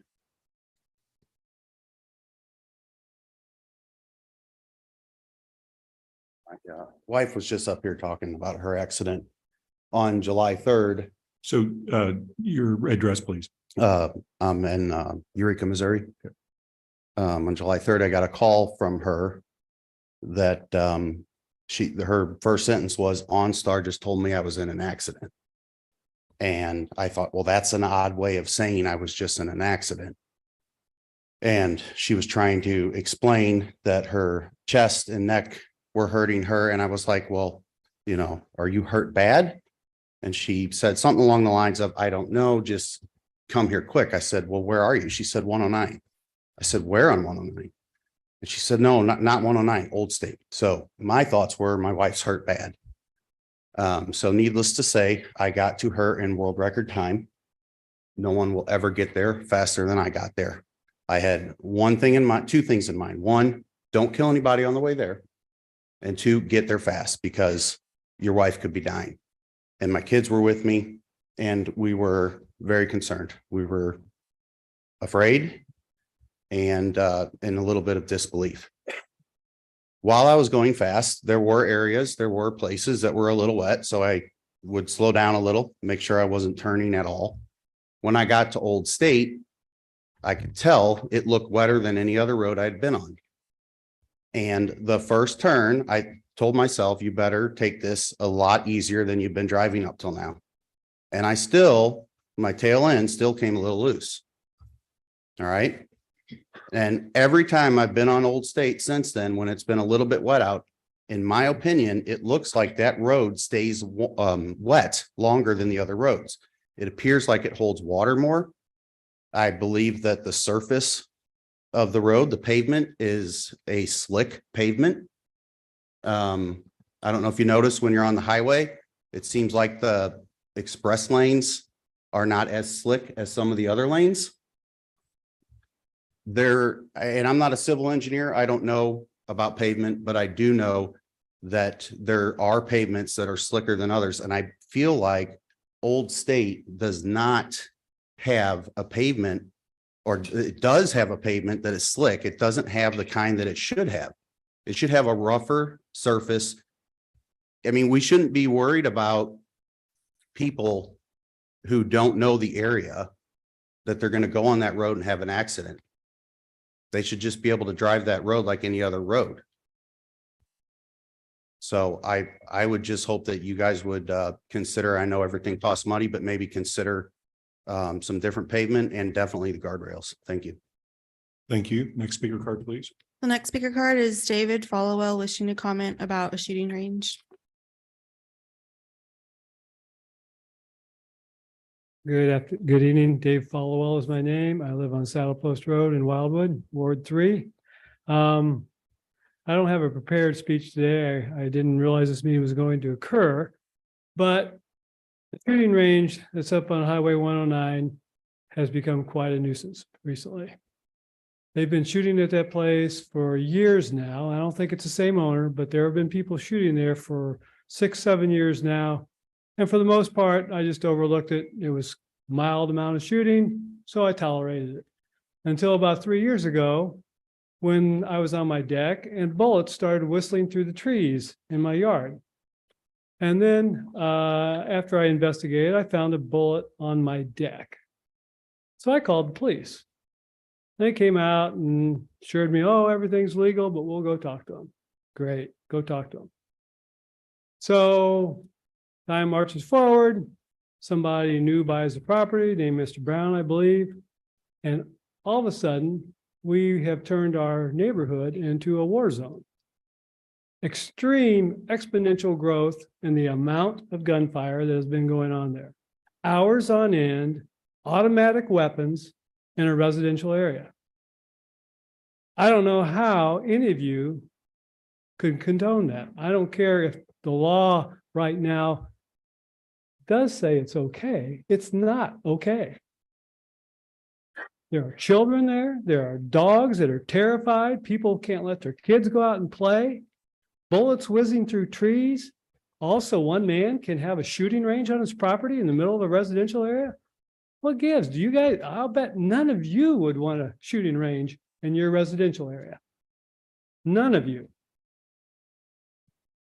So, and I can't understand how the city attorney can tolerate this either as a risk to the city, because if something happens, the city has been put on notice by multiple people that this is going on. And if something bad happens, the city's going to get sued. I'm not threatening a lawsuit. I'm just saying there is a risk here that needs to be mitigated. And it won't cost you guys a dime. Not a dime. All you got to do is say shooting ranges aren't allowed in residential areas, period. Thank you. Thank you. Do we have speaker cards other than on the public hearing matter? I have one more speaker card for public participation. Okay, go ahead with that. I need to confirm there. It's David Coulter wishing to comment about Bill 2750. The box is checked though, if about comments being included in the record, but do not want to speak. So not sure if he. My name is David Coulter. I live at 20 Peppermill Court, Wildwood, Missouri, Ward 2. I'm actually in favor of reducing the number of does in the area. I see them in my yard eating my hostas all the time. I'm, however, not in favor of white buffalo. What I am in favor of is the city possibly seeking to certify, either maybe through the Department of Conservation or other means, that people could be certified to do the hunting that white buffalo isn't, that you're seeking to spend $200 and some thousand on for white buffalo. If you would have either local residents or at least residents of Missouri that would become certified through whatever means that you deem necessary, they would be a reoccurring source to do this, as a spending to $200 and some thousand for one time, or however long their contract would run. I think that would be better, money better spent on a reoccurring source than a one-time source. And it also, I'm sure, would satisfy many hunters that have spoken here in Missouri or here in this meeting that are from either from the area or near the area. I mean, after all, the population of deer do belong to the people of Missouri. And I don't even know where white buffalo, I believe it's out of state, if I'm correct. So I would like for you to consider, some sort of a training program that would certify individuals interested in doing this. And once they're certified, you may not need them all, but you would have a list of people that you could go to in the future to help eliminate the population of deer in Missouri, and have them certified with whatever the means are that white buffalo would use for their elimination of deer. And there may be different methods in different areas of Wildwood. And I guess along with that, the city would have to provide some sort of liability insurance for the people that are certified. I believe in the long run, it would be financially to the city's advantage to do this. Thank you. Thank you. Ms. Eldridge, is that all for public participation? You had Mr. Jason Oakes on your list? Oh, he's already spoken. Okay, perfect. Okay, so the remaining cards are for the public hearing, is that correct? All right.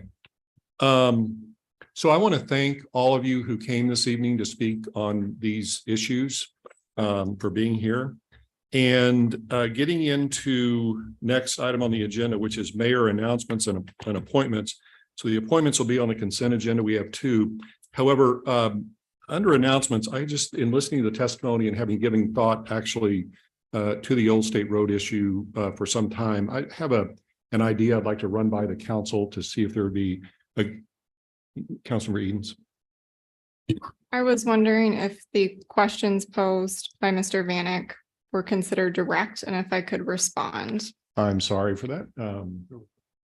There were none directed, according to the city attorney. Actually, there were several questions there. But to a specific council member? Do they have to be specific? Okay, they have to be to the specific council. All right. Thank you for raising that, Councilmember Edens. All right. So relative to that issue, and having given thought to the Old State Road issue for some time, I want to just present this as an option for the city to see if there might be consensus on doing what I'm proposing. And what I would propose is that we ask our Director of Public Works to develop a report to present to the council at its work session at its next meeting. And this report would contain the following items. And these are arranged in relative order of priority. First, statistical accident data for the stretch of road of Old State that is within the confines of the city of Wildwood. We've heard, as you know, a lot of anecdotal data as to crashes and so forth. I think it's going to be important to see the actual statistics relative to that, and concomitant with that to also request the same data if available from St. Louis County. And the time period on that would be in the discretion of the Director of Public Works, but I would say at a minimum, I'd like to see it for at least the last 5 years. Second, any specific safety recommendations, including but not limited to guardrails, that our Director of Public Works might want to present to the council for consideration and to St. Louis County, since they do have jurisdiction over this stretch of road. To the extent this Director of Public Works would need any funding for engineering, if it goes beyond his expertise, then he could mention that in his report and the council could handle that. Next on the list would be for any items that the Director of Public Works recommends, a specific line item for the amount as to the cost of those, without regard to who's paying for it at the moment, just what the recommendation would be relative to or what the cost would be for those recommendations. And last, a summary of the city's actions, both monetary and non-monetary to date, relative to Old State Road. So that would be my request to our Director of Public Works to have that presented to the council at its next meeting. Would there be any objection to that being done? Councilmember Garetano. Mr. Mayor, thank you for offering those. I would just say I'm in agreement, so it's not an objection, but just if we're going to have this data information, and obviously the county has a role in this, that I think someone from the county, whether it's the county councilman or someone from the county's transportation area, be here at that meeting to hear this. I mean, they need to also be held accountable for this. And my plan was to do exactly that, maybe not at the next meeting, but I have no problem with the next meeting. So so you can consider that. Thank you for the suggestion, and that will be part of the mix. Council Member Rambo. Yeah, I started this out as a point of information. Actually, it's on, but it doesn't seem to be working. We already, the Wildwood Police puts together their wonderful crash data summary that has plot points on every road and the statistics and so forth. And I think they go back about half a dozen years. The most recent one is 2021. I expect the 2022 one shortly. But what I wanted to say was maybe we could get the data from the county that goes back to these 1980s kinds of crashes. So we just have a better, a more useful trend to analyze. So that's a good point. I'm not an expert on the field, the degree, the period of data. But I guess I would, ask our Director of Public Works. I mean, obviously, I think we'd all agree 1 year's worth of data isn't sufficient. There may be other factors in play as to when certain improvements that are now in place were done that may eliminate the relevance of some of that data. So I think we just need, I would suggest we give I think a minimum 5 years and give our Director of Public Works the opportunity, if he wants to go back further than that, to do it. And I think I'm a fan of more data rather than less. So I was trying to specifically address the. Yep. I saw a hand from Councilmember Dodwell. Do you need a motion for this? I was just going to do it hopefully by consensus. Okay. And I just want to move it forward. That's all right. Thank you for the request. We'll see how consensus goes, and then I may come back to you. How about that? Councilmember McCutcheon. Yeah, my recommendation would be to add other elected officials that live in different cities that impact this to the presentation, as well as maybe some of our state representative.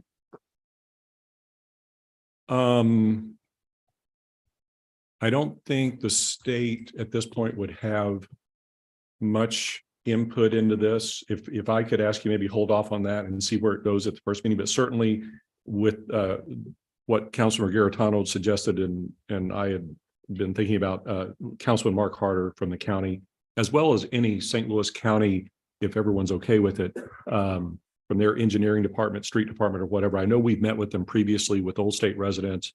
It may or may not be the same people, but we could have them in attendance as well at the work session. Would there be any objection to that? Okay. Given where this recommendation is at this point, is there any objection to it with the invited guests and the data field that will be included and the elements as I mentioned them? No objection. Seeing no objection, that will be the request for our Director of Public Works. All right, moving into public, and thank you all for supporting that. Moving into public hearings, would you please read the first one, Ms. Eldridge? Notice is hereby given that at its meeting on October 24th, 2022, pursuant to section 420.300B of the Code of Ordinances of the City of Wildwood, Missouri, the City Code, the City Council of the City of Wildwood, Missouri, the City Council exercised its power of review of the Planning and Zoning Commission's approval of the application for a waiver to the city's requirement for large lot, single-family subdivisions being required to install packaged wastewater treatment plants in areas of the Wildwood community not currently serviced by public sanitary sewers, which would thereby allow the use of individual wastewater treatment systems on each of the lots of record. This large lot subdivision is being proposed upon an approximately 66-acre tract of land located at the northeast corner of Melrose Road and State Route 100, street address 18456, Woodland Meadows Drive, St. Louis County, locator number 25X520021. A total of 13 lots are being proposed as part of this residential subdivision, West Eden subdivision. Thank you, Mr. Vinich. Any comments? Yes, Mr. Mayor, just very briefly. Mr. Mayor, members of City Council, this particular item, as was described by the city clerk, was presented to the City Council at the end of October of this year. There were concerns expressed by some of the City Council members regarding the waiver and its granting by the Planning and Zoning Commission. Certainly, the waiver can be debated, but in this particular instance, the Planning and Zoning Commission felt that the limited number of lots relative to the allowable density justified such and supported it. Tonight, there are a couple of pieces of new information that have been provided to City Council. The first is a revised preliminary plat that shows a 12-lot subdivision versus 13 lots. That reduction in one lot on the 66-acre tract of land was was a result of the Missouri Department of Natural Resources investigation of the property, its soil characteristics, as well as its hydrology. That is followed by the report itself from the geologist that performed the investigation on the site from the Missouri Department of Natural Resources. So again, to summarize, the Planning and Zoning Commission is supporting the waiver to the centralized wastewater treatment plant now for the 12 lot subdivision on the 66 acre tract of land. If there are any And Mr. questions, Vinich, I'm sorry, go ahead. if there are any questions, I'd be glad to answer them at this time. So I have a question, and that is, are you looking for any action from the council at this point? And if so, what is it? Again, the city council exercised its power of review. I believe at this stage, if the waiver is to proceed forward, I need authorization to prepare a resolution. To prepare a resolution or an ordinance? Typically, we do resolutions on the exercise of power of review because of the conditional use permit process. I would defer to Mr. Young, our city attorney, if an ordinance would be more appropriate. Thank you, sir. I'm comfortable with the resolution on this. Okay, thank you. Any speaker cards? No speaker cards. Any questions for Joe or a motion? Councilor Rambo. See if this thing works. Yeah, this is, I have a comment concerning general observation number 5 from the department's memo.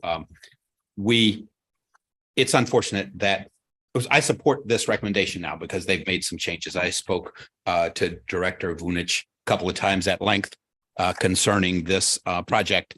They made some changes. It's as good as we're going to get. But the problem is we're not doing what works best.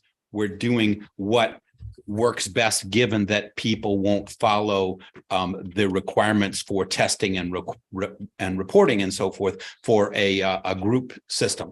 And that's unfortunate. It's just quite sad. We could do better, but people won't do the reporting, and we have no mechanism for enforcing the periodic testing and so on and so forth. And so my question to Mr. Vunich is, can we look into what other places have done to enforce these reporting requirements and such for these group systems? Because I think we can do better, maybe not on this one. It seems to be it's not truly problematic, but I think we can do better. So can you do that? So I think the question about what we would do on other projects down the road would not necessarily be germane to this issue, but we could come back to that in a moment. Okay. Would you like to make a Yes, motion? I would. Okay, what is your motion? My motion is to move forward with this, given the caveat that's in the memo that it does not address the centralized potable water system. Okay, is there a second to the motion? Seconded by Councilmember Farmer. Any discussion on the motion? And so the motion would be to have the resolution prepared. Any discussion on the motion? Seeing none, all in favor of the resolution, please say aye. Aye. Any opposed? Any abstentions? Motion carries. And now your question, which was asked Mr. Vinich about I guess, policing, if you will, of these going forward and other measures. Do you have an answer to that? Well, certainly, Mr. Mayor, you were part of the Planning and Zoning Commission when we discussed this at length regarding a project at Route 100 and Pond Road. And what we found is oftentimes homeowners associations aren't necessarily prepared or have the tools to basically be that first line of defense. The department would be glad to do research on this particular issue and talk with representatives from Missouri Department of Natural Resources and others. So certainly, we'll be glad to provide something. Thank you. Can you do that by the time, do you think, of the next work session in January? I'd like to think we could, because again, there'll be a preliminary plat coming forward to the city council as well as a record plat in the near future. So I believe it's imperative that you have the answers you need. Okay. Would there be any objection of any member of the council with that report coming to it at the January meeting? Okay, consider it done. Next, PZ 8-22, 2418 Etherton Road. Would you please read it, Ms. Eldridge? PZ 8-22 2418 Etherton Road, care of Michael Miners, St. Charles Engineering and Survey Incorporated, 801 South Fifth Street, Suite 202, St. Charles, Missouri 63301. A request for a change in zoning from the NU non-urban residence district to the R3 10,000 square foot residence district upon a property that is 0.72 acre in size, which is located on the east side of Etherton Road, north of its intersection with Crestview Drive, locator number 23V210063, street address 2418 Etherton Road. The subject property is designated the Neighborhood General District under the current Town Center Regulating Plan as adopted by the Planning and Zoning Commission on June 7th, 2021. Thank you, Mr. Benich. Any comments as to additional information? Very briefly, Mr. Mayor, with your permission. Mr. Mayor, members of the City Council, the Planning and Zoning Commission is providing you a recommendation regarding this rezoning of property. The Planning and Zoning Commission is supportive. The rezoning request is consistent with other actions along Etherton Road, Lindy Lane, Center Avenue, etc., relative to taking non-urban properties that are less than 3 acres and zoning them consistent with the regulating plan of the town center. If there are any questions, the department would be glad to answer them at this time. Thank you. Joe, any action you're requesting of the council at this point? And if so, what would that be? Mr. Mayor, I respectfully request from the City Council authorization to prepare the legislation for the rezoning. Thank you. Any questions for Joe or a motion? Councilmember Galani? I was making the motion. Okay, we have a motion to proceed with the drafting of legislation. Is there a second? Second by Councilmember Garitano. Any discussion on the motion? Seeing none, all in favor of the motion, please say aye. Aye. Any opposed? Any abstentions? Motion carries. Thank you, Mr. Benich. Next, PZ 2021 and 22-15 Ackley Place. I'm sorry, did I ask if we had speaker cards on PZ? You didn't, but we didn't have any. Okay, my apology for that. Okay, PZ 2021 and 22-15 Ackley Place. Ms. Eldridge, would you please read it? PZ 2021 and 22-15 Ackerley Place, Payne Family Homes LLC amended, care of Thomas Cummings, 10407 Bauer Boulevard, Suite B, St. Louis, Missouri 63132. A request for modifications of the street network map of the town center plan as set forth for a property that totals 50.65 acres of area, which is located on the west side of State Route 109 north of Manchester Road. The requested modifications to the street network map reflect the petitioner's intent to alter the location and design components of the proposed Main Street extension through the subject site, along with other changes to the network of internal roadways. Accompanying the aforementioned town center plan street network map modifications is a request for a change in zoning from the C8 planned commercial district and R6A 3,000 square foot residence district with the planned environment unit PEU to the amended C8 planned commercial district, town center workplace district, and R3 10,000 square foot residence district, town center neighborhood edge district, and neighborhood general district with the planned residential development overlay district PRD for the same tract of land, again being located on the west side of State Route 109 north of Manchester Road, locator numbers 23V110022 and 23W320013, street addresses 2431 State Route 109 and 17225 Manchester Road. Proposed use, a total of 140 detached single-family dwellings on individual lots with common ground, required public space areas, and a minimum of 1 commercial outlot fronting onto State Route 109. Thank you, Mr. Benich. Any comments? Again, Mr. Mayor, very briefly with your permission. Mr. Mayor, members of City Council, tonight, this particular public hearing has been held open from October of 2020, approximately 2 years ago. The rationale for holding the public hearing open were concerns expressed by City Council at the initial public hearing date regarding stormwater management, tree preservation, and general development conditions. Over the course of the past 2 years, the city has funded research by different consultants to investigate the design of the site and those key issues that were identified as mentioned. Tonight, the hearing is open again for public comment. I would note that as part of the packet of information the City Council received is the Planning and Zoning Commission's original letter of recommendation dated October 4th, 2020, which does recommend favorably the items read into the record by Ms. Eldridge. Also, along with that are the consultants' reports that were funded by the city for the purposes of investigating the concerns that have been expressed. And then finally, the petitioner's representative, Mr. Doster, has provided a packet of information for consideration tonight, which is new. If there are any questions of the department, I'd be glad to try to answer them at this time. Thank you.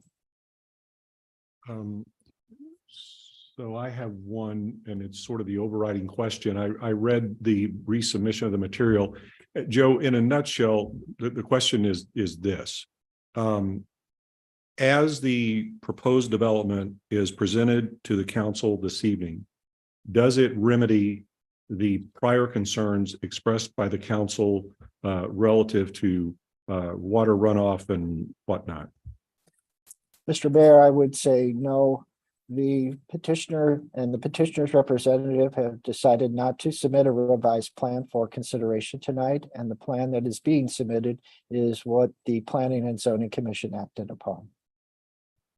And when did the Planning and Zoning Commission act upon that? I know that's in your report, but for the benefit of everyone here and those who may be watching, when did that occur?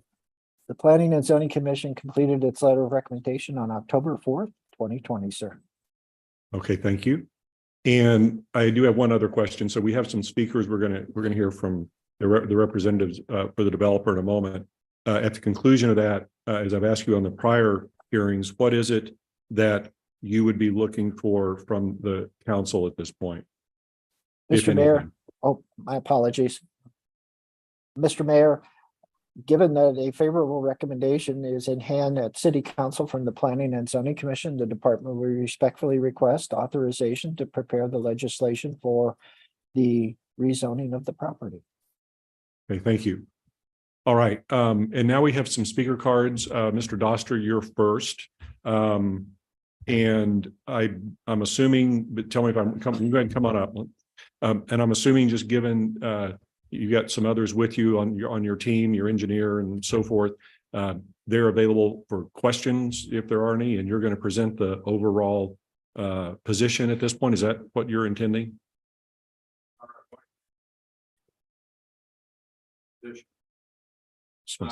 Speak as well as Rusty Saunders.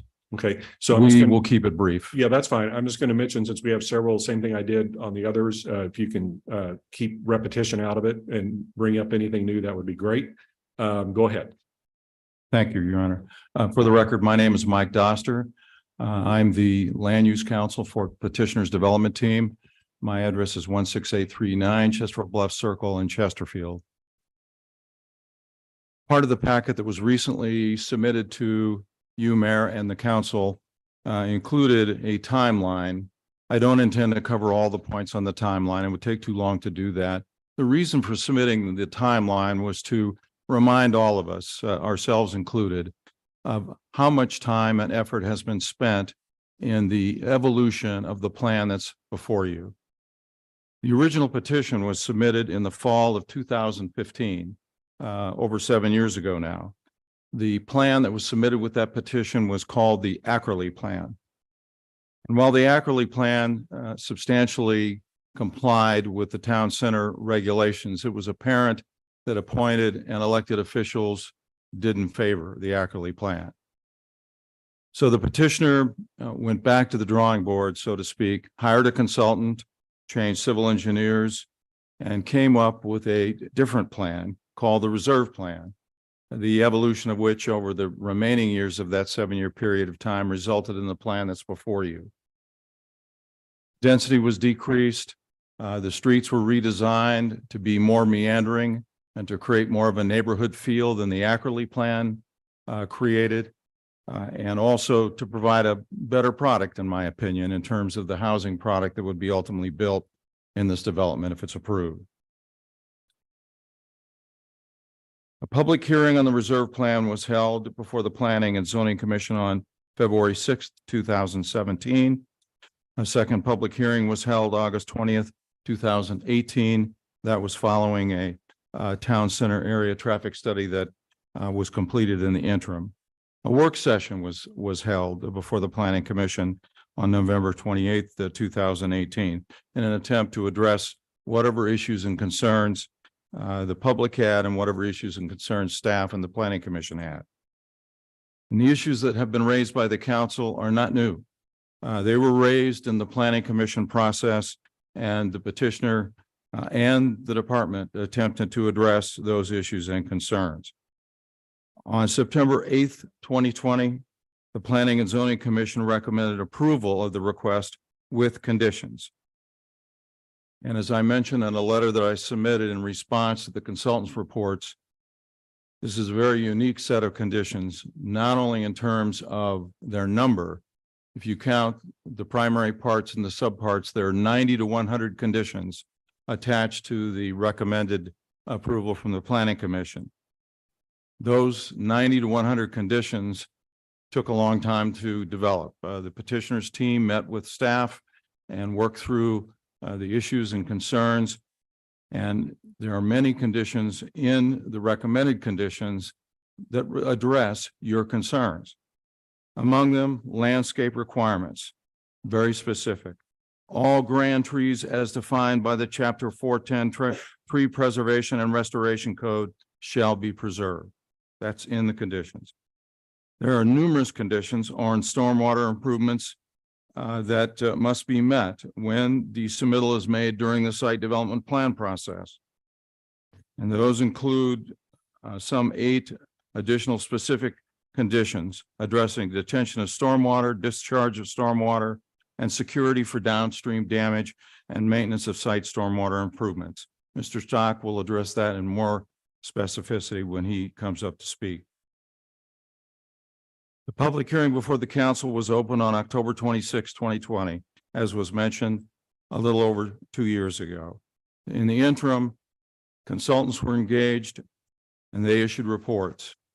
Petitioner's team reviewed those reports, and we were given an opportunity to have a meeting with the consultants by way of a video conference. The department representatives also attended that meeting, and we were allowed to ask questions of the consultants based upon the reports they had already issued. It's clear from the reports and the answers that the consultants gave during that video conference that the petitioner, specifically the reserve plan advanced by the petitioner, complies with all applicable regulations of the city and MSC.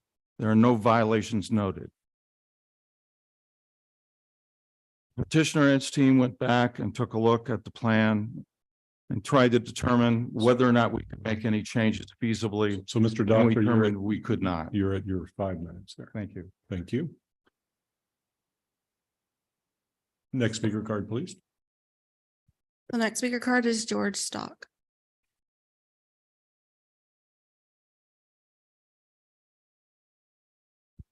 Good evening, Mr. Mayor, members of the council. For the record, my name is George Stock. I'm with Stock and Associates Consulting Engineers, and my address is 257 Chesterfield Business Parkway. In regards to the reserve and the stormwater management system, I'm going to be repetitive. These are some points that have been pointed out to the Planning Commission previously, but the stormwater management system is designed to mimic the pre-developed hydrology of the site's existing runoff conditions and improve the water quality of the stormwater runoff tributary to Bottom Creek. Today, the site is 50.65 acres. It has certain runoff characteristics that exist today. So for a 2-year storm with a 24-hour duration, there's 36.37 CFS that run off the site to Bottom Creek. For the 100-year 24-hour, there's 199.38. I ask you to remember those. I'll come back to them in a minute. Our preliminary development plan design includes a phased grading along with the following stormwater management implementation. It's a treatment train. Step 1, all the homes would have disconnected roof drains such that they discharge onto soils, amended soils that are tilled in to improve the impervious nature. From this amended soils, the stormwater runoff would run into linear detention basins, which would be located along the internal streets. Step 2 in the process, these bioretention basins adjacent to the street, they provide the second tier of stormwater management, which includes volume reduction of the stormwater and improved water quality of the runoff. The bioretention basins are constructed of permeable soils and planted with variable plant species. The purpose is to infiltrate, filter, and provide transpiration. process of transpiration is the water movement through the bioretention plants. The result of the second tier is removal of suspended solids, nitrogen, phosphorus, and reduction of the first 1.14 inch of rainfall. The third step, part of the preliminary development plan, is the conveyance of stormwater from these bioretention basins to 6 strategically located dry basins within the site. The dry basins provide channel protection storage, which reduces the velocities and rate of discharge to Bonham Creek. Channel protection flood storage will attenuate the rates of runoff for the 100-year 24-hour storm. Channel protection holds the first 2.5 inches of runoff and dissipates it over 24 hours. The flood storage holds the 7.2 inches, a storm event, and slowly discharges over 24 hours. Through this process, the rate of discharge for both the 2-year 24-hour storm and the 100-year 24-hour storm are reduced by approximately 70%. The post-developed runoff rates for the 2-year storm is 11.26 CFS. That's in compared to the 36.37 I mentioned a moment ago. And the 100-year storm is reduced to 56.38 CFS from the total site, which again represents about 70% of the 199.38 CFS. The reserve, being 50.65 acres, really represents less than 11% of the tributary area to Manchester Road, our Highway 100 culvert. There's a total of 464.75 acres of Bonham Creek running through or adjacent to the reserve. The impact from these best management practices, which again, as Mr. Doster mentioned, have received the conceptual concurrence from MSD, meeting the most restrictive release rates provided by MSD, and providing the water quality and volume reduction as dictated by MSD in order to preserve and maintain and sustain Bonham Creek adjacent and downstream from the reserve development. So we're confident in our plan, and I'm available to answer any questions. Thank you for your time. Thank you. Next speaker card, please. The next speaker card is Rusty Saunders.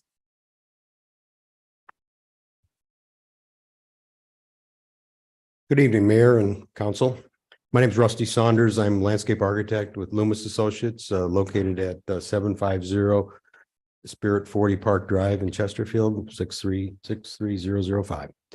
I'm here today as a consultant to the design team for the reserve project. I was originally engaged by Payne Family Homes to work on the Ackerley project, and with that we did a tree stand delineation, tree preservation plan, and a landscape plan for the development.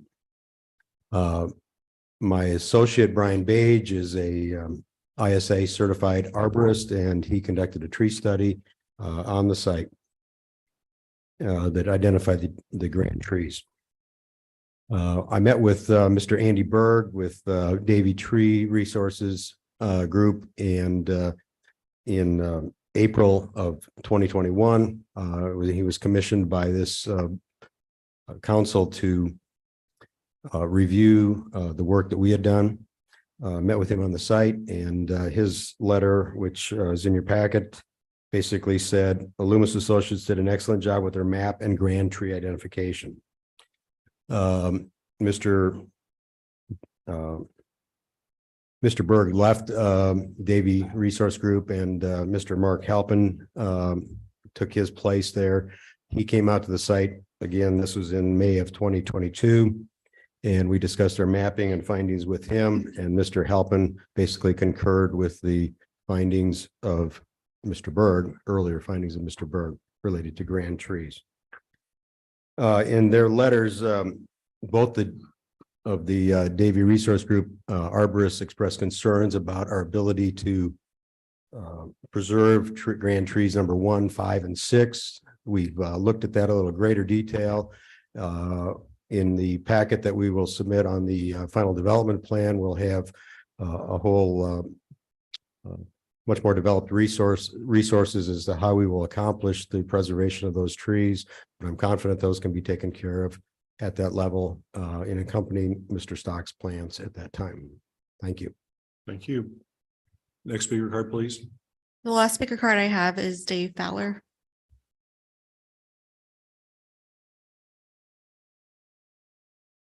Good evening.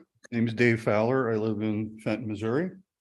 I'm here to represent the owners of the property. I married into the Dubelbeis family.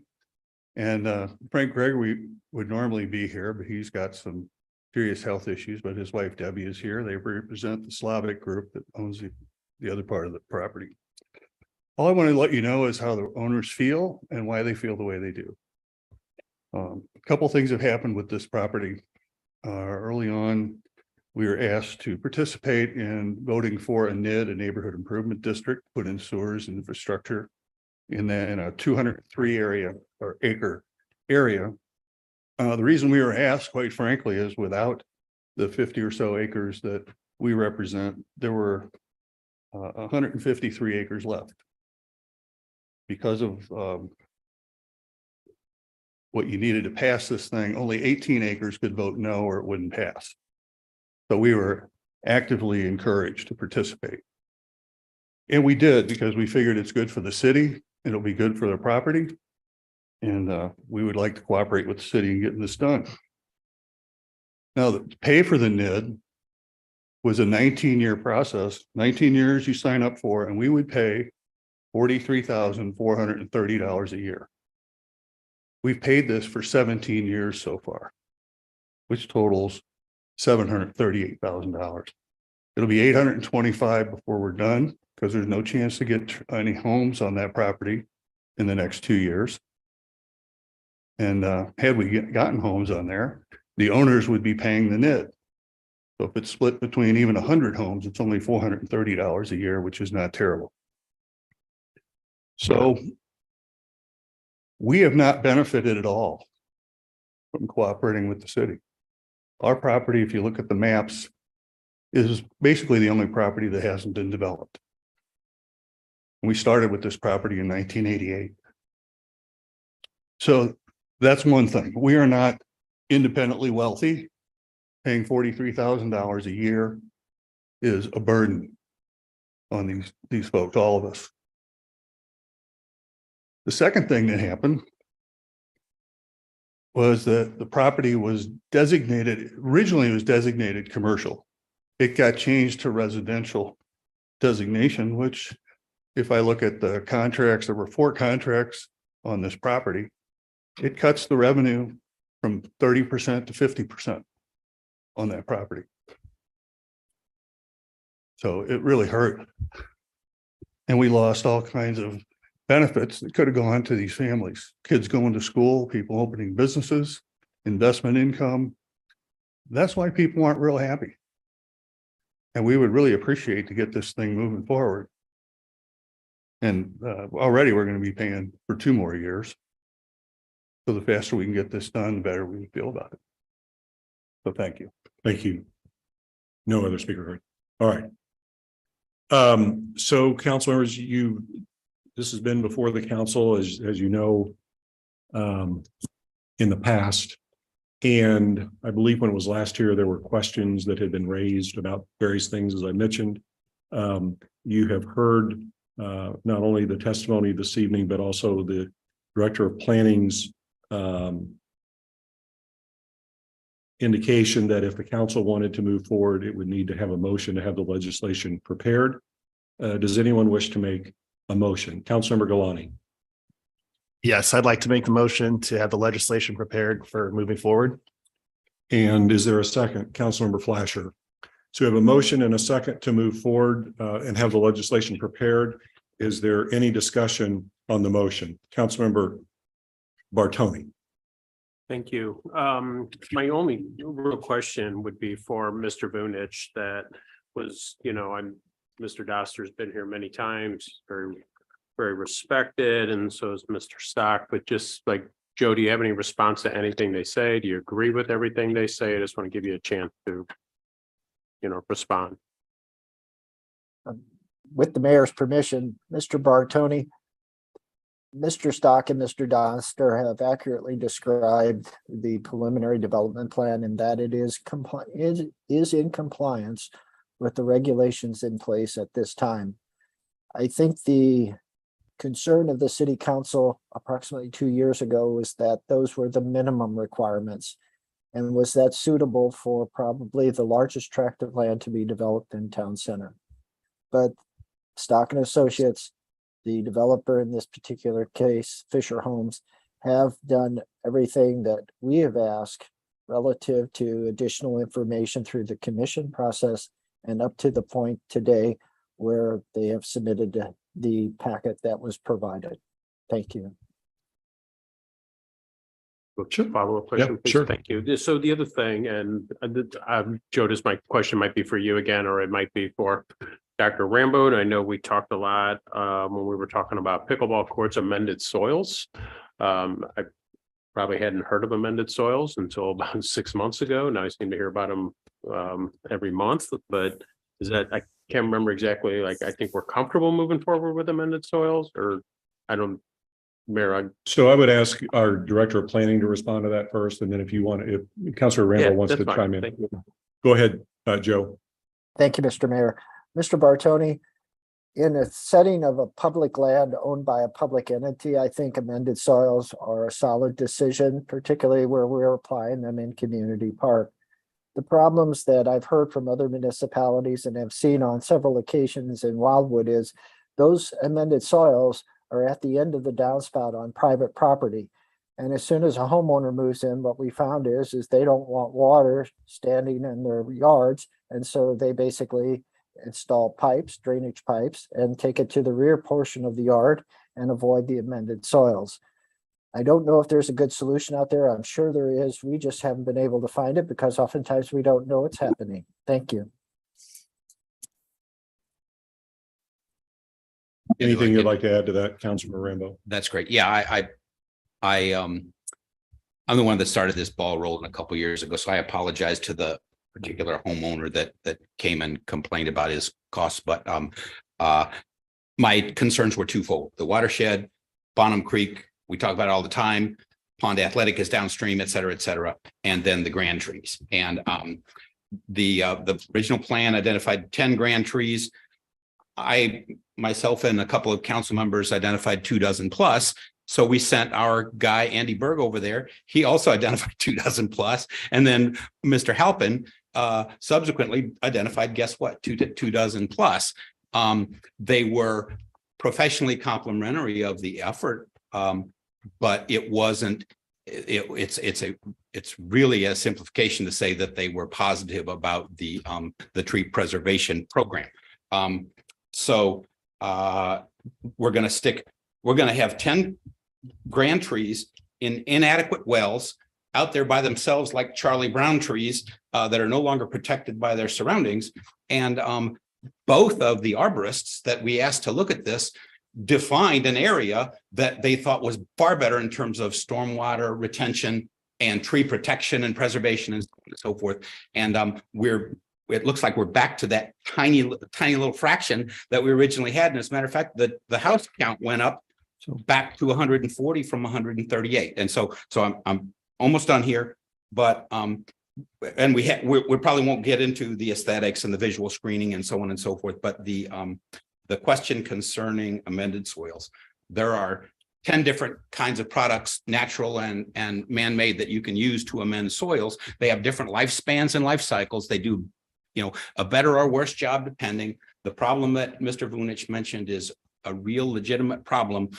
There are some specific drainage areas that are just not even shown. We don't know where the water drains to. And we have these incredibly deep basins that we all agreed were aesthetically not pleasing. And it was kind of pushing the definition of common ground to claim that they were common ground. So those are my objections. Yeah. I don't know that anybody else shares them. I just want to be on the record as saying this is an awful plan, and it will be an eyesore for a long, long time. I'm concerned about the runoff because of the 100-year numbers no longer apply. We're seeing more and more data that say 100-year flood happens every 3 or 4 years, and so we've got to address that stuff. And so I don't know. I don't support this, but I wanted everybody to hear why I don't support it, and we'll we can kind of leave it at that, because I don't think I have any arrows in my quiver. We were going to get to that. The reason I didn't mean to cut you off, but No, you're I fine. thought you were just going to respond to the soil issue. And so I know, and unfortunately that I had Councilmember Edens and Councilmember Clark on that's okay. Councilmember Edens, thank you for being patient. Please go ahead. That's okay. I enjoyed hearing Dr. Rambo. All right. So at the last council meeting that we had about a month ago, one of the things that I tried desperately to convey was a sense of help me help you. In other words, please come back with a plan that helps alleviate some of these concerns that I have, other council's member have, and then have been documented by experts. And that is because I do believe in good development. And as a sidebar, we all know that there is limited housing stock in the country with exorbitant prices. One of the things you can do to help alleviate that is to build new homes, actually at any price point, will actually create more affordable housing. Separate sidebar. So I want to give you an idea of my headspace. I am willing to work with you. But you know, I've got one expert with a scathing report and Wagner Associates with a concerning report. And I spend a lot of time at watershed erosion meetings, and I spend a lot of time down in the creek with my constituents. And what I have seen is years and years of developers coming to the city saying, you know, we meet the standards and let's approve this. And then the consequences are literally felt downstream. And it happens. And the difference is your property is right on the creek, and other homeowners which have documented issues aren't. And so if you feel like you're being treated with extra review, it's because your situation is already different. And the concerns that we have are different now than they were 5 years ago, because the number of 100-year storm events is more frequent, and the changes are more dramatic, and it's different than it was 25 years ago in the creek bed with the drop off. So I'm trying to future plan, and then I'm thinking about the infrastructure that we already know, how close it is to roads and how close it is to bridges. So I was hoping that maybe you would come back with a creative solution. I don't know if it'll work on this property. I know other cities, I believe it's Town and Country, requires individual retention per lot. I believe it's often under the houses or right beside of it. So there are other things that we can do to help you get to your goal of reasonable development, but my concerns are not alleviated. So I'm you know, if I vote tonight in favor of preparing ordinance, you know, there's still a first and second reading to go through. So I'm looking at this as more of a procedural vote, like this is your last strike to come back. I don't want to waste your time. I don't want you to waste my time. And my concerns are still there because I keep, you know, you're coming back with the same thing. And you keep citing that planning and zoning approval. Well, that was in 2020. And these reports have happened since then at the council level. So that wasn't even part of their discussion, because it was already at council when those concerns were brought up. So it's not a valid argument for me. So anyway. So I just want to mention the motion that's on the floor is whether to have legislation prepared. It is not on the merits necessarily of the program. Invariably, given the discussion we have just seen up to this point, at the first and second reading phase, if this motion to have legislation prepared, which as Councilmember Edens mentioned, is a procedural vote, in large measure, if that passes, we will have plenty of opportunity to have that debate. Just want to make that known. So again, the motion on the floor is for the preparation of legislation. Councilmember Clark. I believe this is Tremaine.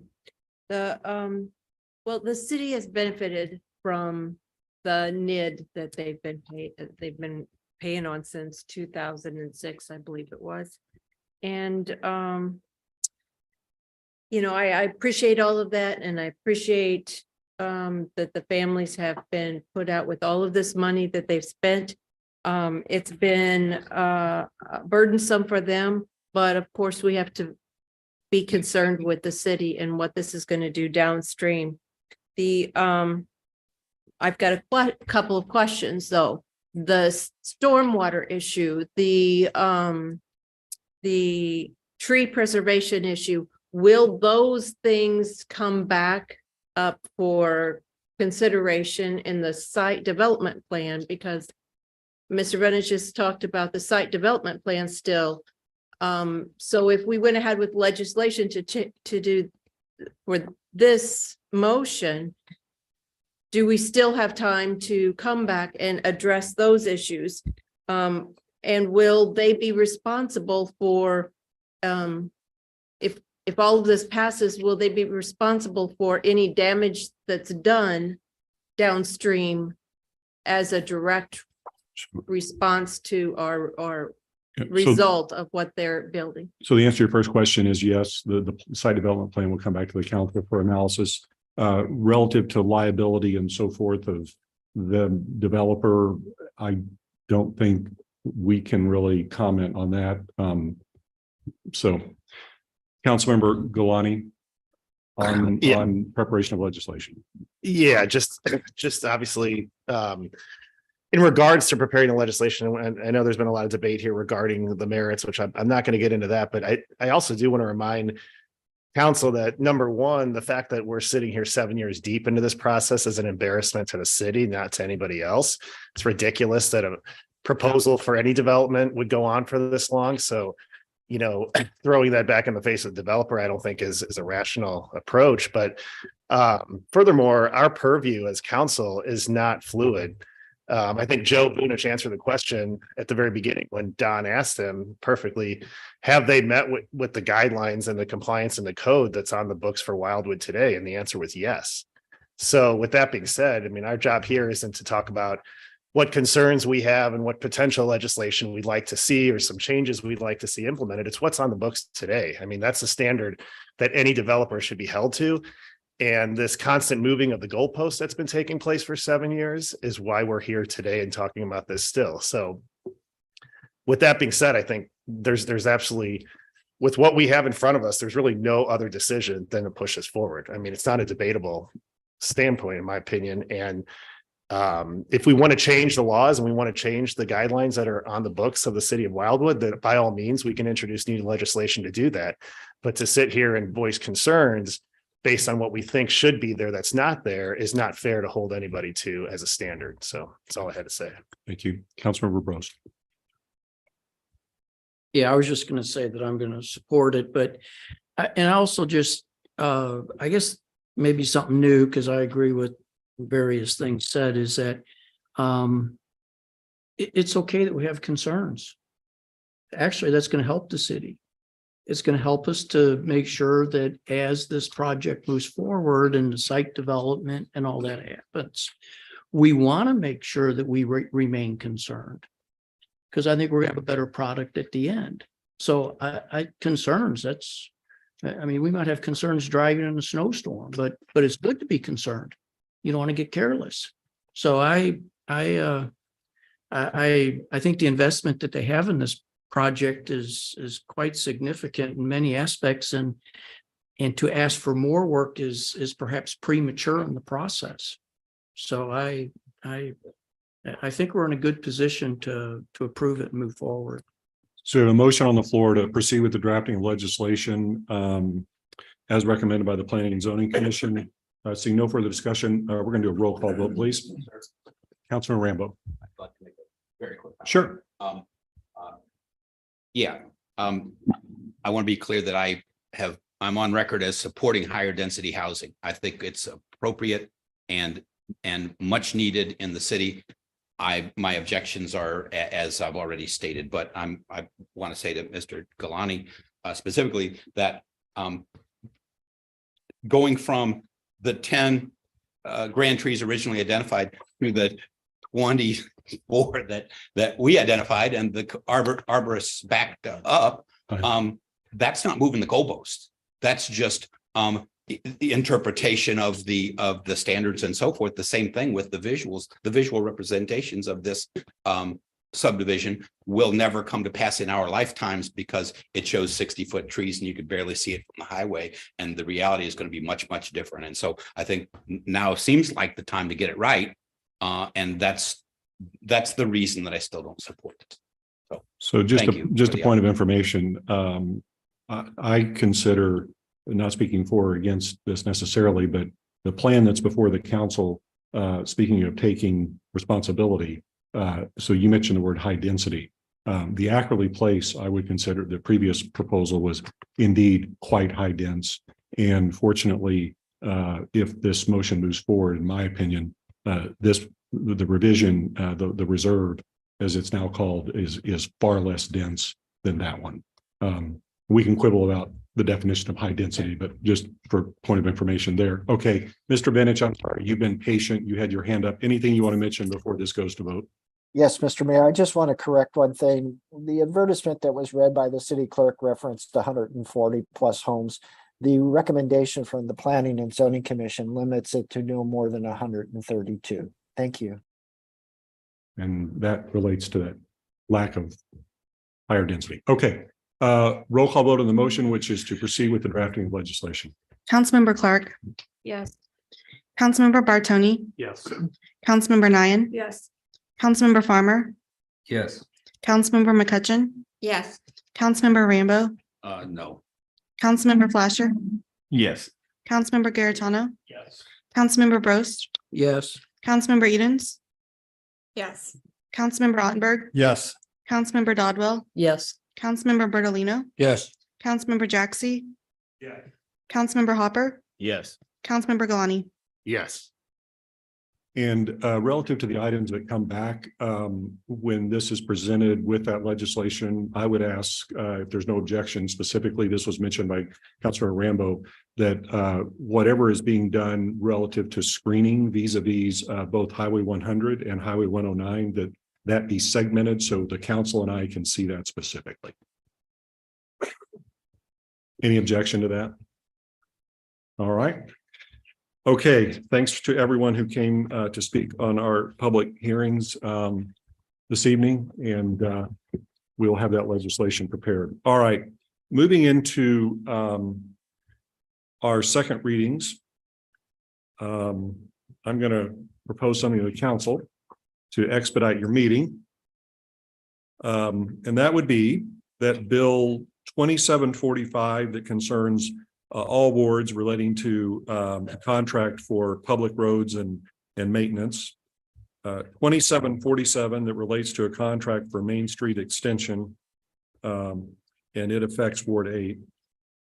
2749A that relates to the renaming of Old Slave Road to Madison Valley that affects Ward 1. Skipping over 2750 that relates to White Buffalo.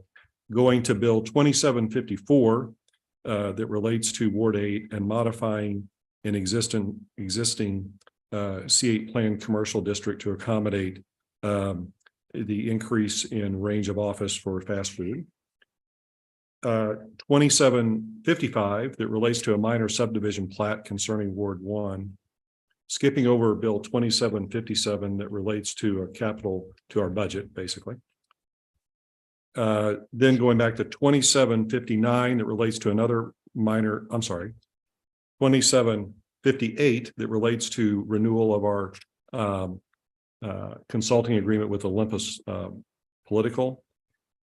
27 and finally 2759, and that affects all wards. And finally 2759 that relates to wards 2 and 3, also another minor subdivision plat.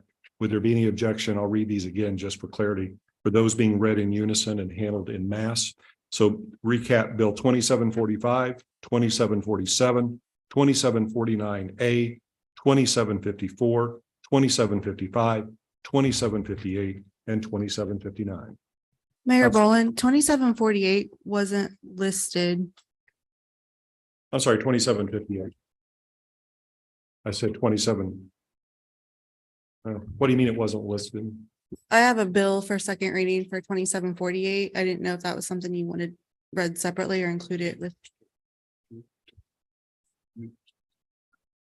Okay. Is that for second reading? Mhm. So the agenda I have does not have it.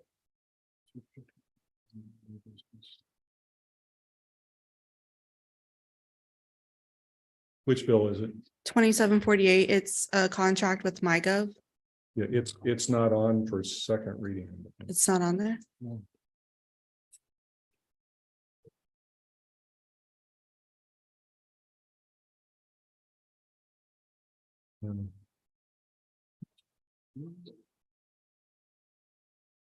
So it's not showing up on the published agenda. So. Yeah, I mean, and I would include that, but we got to make sure that it's on the published agenda, and he's looking online. It doesn't look like it's on.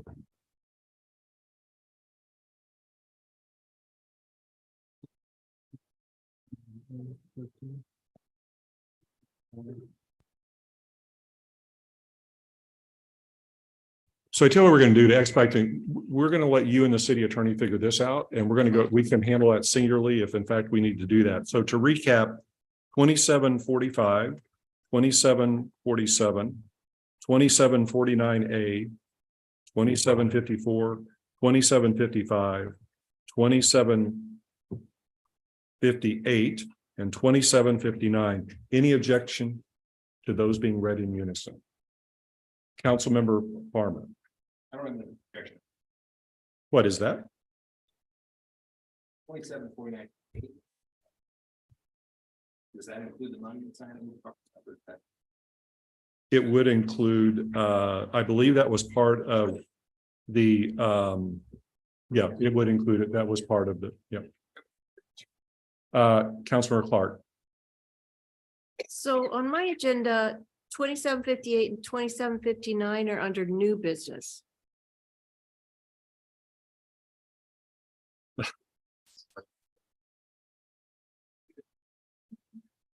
But we're getting that figured out as we speak. Sure. So where this is written, it's in here for like 100.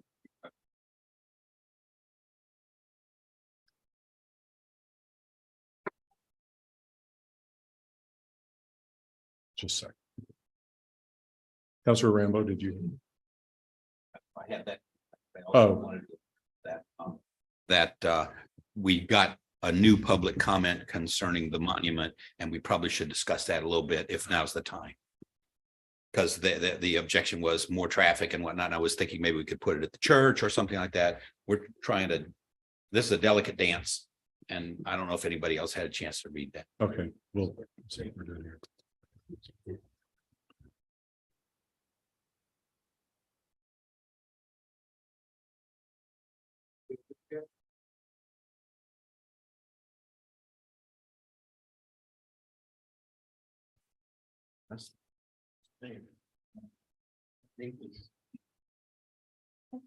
Councilmember Hopper.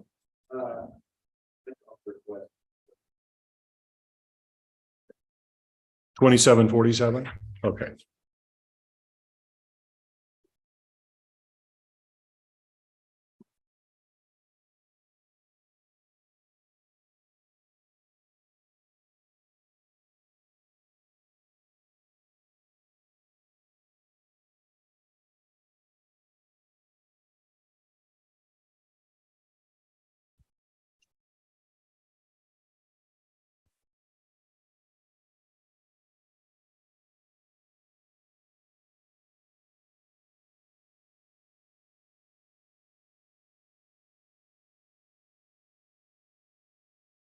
Okay, so we do have resolution.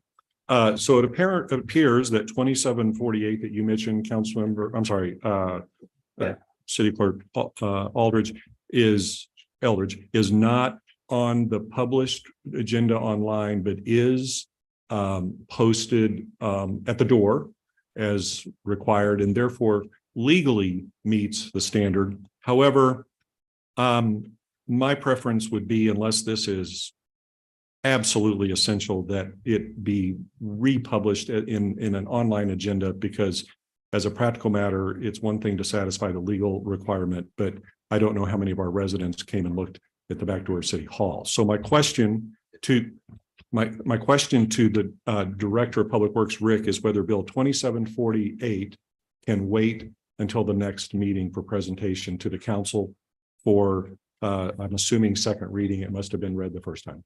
Can it wait? Mr. Mayor, I guess my only concern would be that it was a budgeted expenditure for this calendar year, and if we wait till January, am I still able to get that project funded from the budget for 2022? I think we'll find a way to make that work, Mr. Brown. So are you good with waiting until the next meeting? As long as we can get it funded, I'd be fine with that, Mayor. And I said, I think we can make that work. So that's a yes I'm taking. Is that a yes? All right. Yes, sir. Okay, so we're going to wait on that. So now going, Councilmember Dodwell.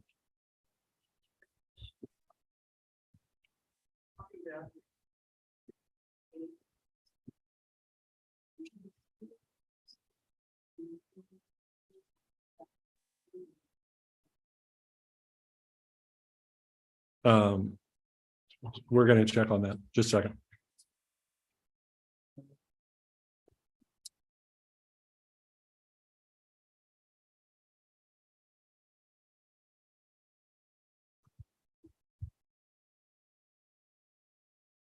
I think we got our new business put 2 down. So, all right.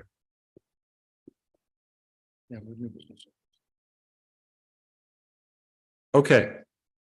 So I think we're clear now that 2758, I'm sorry, 2748, we're going to wait till the next meeting. 2758 and 2759 are actually new business, and we'll handle those momentarily. We'll talk about second readings on those. Thank you, Councilmember Dodwell. Okay, so to recap, for second readings in unison, it would be 27. Thanks to everyone for your patience as we work these things through. We got to do it right. 2745, it concerns all wards relating to the park and right-of-way and road agreement. 2749A relating to the renaming of the road. 2754. 2750 and 2755 would be read in unison for second reading. Any objection to that? Okay, there was a question about the marker for 155. I'm assuming that Director Brown or Mr. Cross, you're comfortable with the 155 or it wouldn't be there. Are you comfortable with that? And if so, why are you comfortable with that? I'm not sure I understood the question, Mr. Mayor. So $155 for bill 2749A for the historic marker. I'm assuming that was priced out or it wouldn't be there. Is that the case or? Actually, Mayor, that was the price to install the new sign, the new street sign for Old Slave Road. And that's where that dollar amount came. So it doesn't reflect the actual cost for the historic monument or sign that's being proposed as well. Okay. And so where was the cost for that going to come from and when? Joe Winich, is there a chance you would be able to cover it out of your budget, perhaps, or not? Mr. Mayor, the Historic Preservation Commission is hoping they can have a role in this historic marker like they did with the 11 communities. And we think we can have that out of the portion of the capital improvements program the department has planned for 2023. But is it correct that, I think the question was asked earlier, if the council approves this, that the marker is part of that approval? And so you're saying if that's, well, I guess that's my question. Is that the case?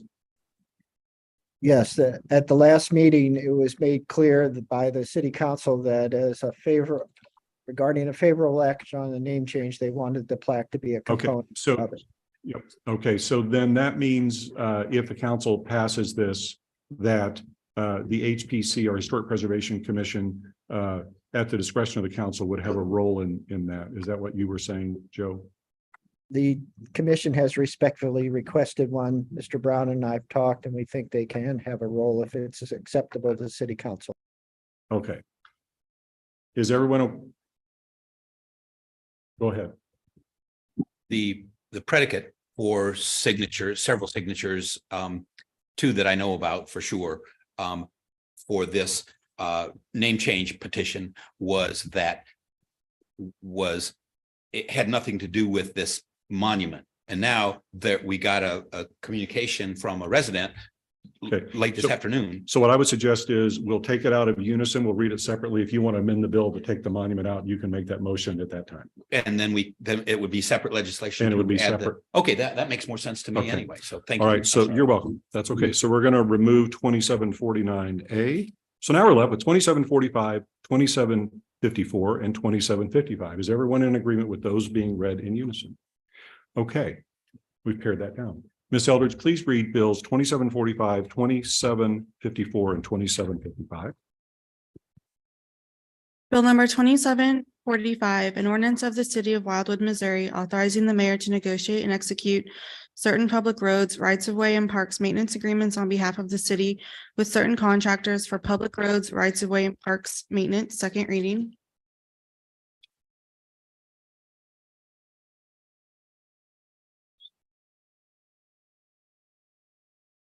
Bill number 2754, an ordinance of the city of Wildwood, Missouri, authorizing modifications to an existing amended C8 planned commercial district to accommodate an increase in the range of office types, including a fast food restaurant without a drive-through facility, all within the building located at the intersection of Manchester Road in Rockwood Point Court, second reading. Bill number 2755, an ordinance of the city of Wildwood, Missouri, authorizing a minor subdivision plat that consists of a total of 4 lots with their sizes ranging from 3.9 acres to over 19 acres in area, all being part of section 33 Township 45 North, Range 3 East, and more specifically situated on the south side of Riger Road, east of its intersection with Wild Horse Creek Road, and to be hereafter known as Riger Farms Plat 1, second reading.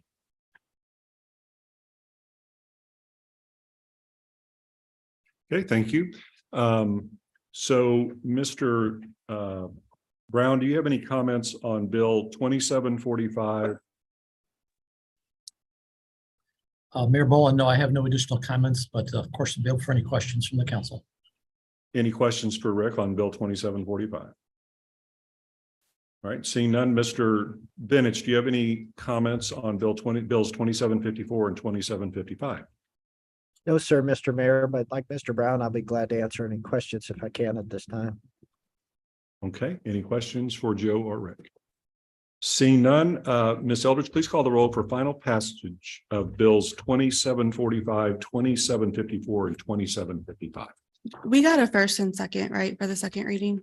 I'm sorry. We got a first and second, right, for the second reading? Oh, Was- maybe we didn't. Oh, I'm I sorry. thought we did, sorry. Let's do that. All in favor of the motion for second reading, please say aye. No, sorry. Does anyone want to make a motion for second? Thank you, Councilmember Farmer, second, Councilmember Hopper. All in favor of the motion for second reading, please say aye. Now we're good. Thank you. Ms. Eldridge, please call the roll for final passage of the bills. Councilmember Bartoni, Yes. Councilmember Nian, Yes. Councilmember Farmer, Yes. Councilmember McCutcheon, Yes. Councilmember Rambo, Yes. Councilmember Flasher, Yes. Councilmember Garitano, Yes. Councilmember Brost, Yes. Councilmember Edens, Yes. Councilmember Ottenberg, Yes. Councilmember Dodwell, Yes. Councilmember Bertolino, Councilmember Jaxi, Yes. Councilmember Hopper, Yes. Councilmember Galani, Yes. Councilmember Clark. Yes. All right, that takes us to Bill 2747. It's before the council for final passage and it concerns Ward 8. Is there a motion for the second reading of the bill? Made by Councilmember Galani. Seconded by Councilmember Garitano. All in favor, please say aye. Any opposed? Any abstentions? Ms. Eldridge, please read Bill 2747 a second time. Bill number 2747, an ordinance of the city of Wildwood, Missouri, authorizing the mayor to negotiate and execute a city consultant agreement on behalf of the city of Wildwood with Civil Design Incorporated for professional services to design the Main Street Road Extension Project, second reading. Mr. Brown, anything you want to mention further on Bill 2747? Thank you, Mayor Boland. I have nothing further, but again, available for any questions from the city council. Okay, any questions for Rick? Any comments from any member of the council? Seeing none, Ms. Eldridge, please call the roll for final passage of Bill 2747. Councilmember Nian, Yes.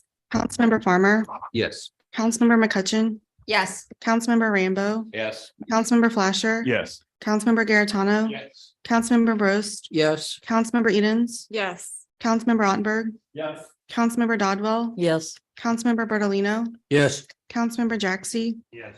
Councilmember Hopper, Abstain. Councilmember Galani, Yes. Councilmember Clark, Yes.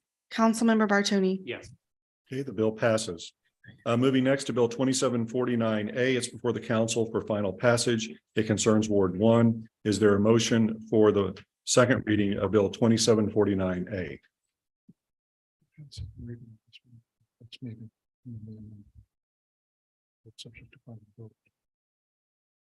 As amended.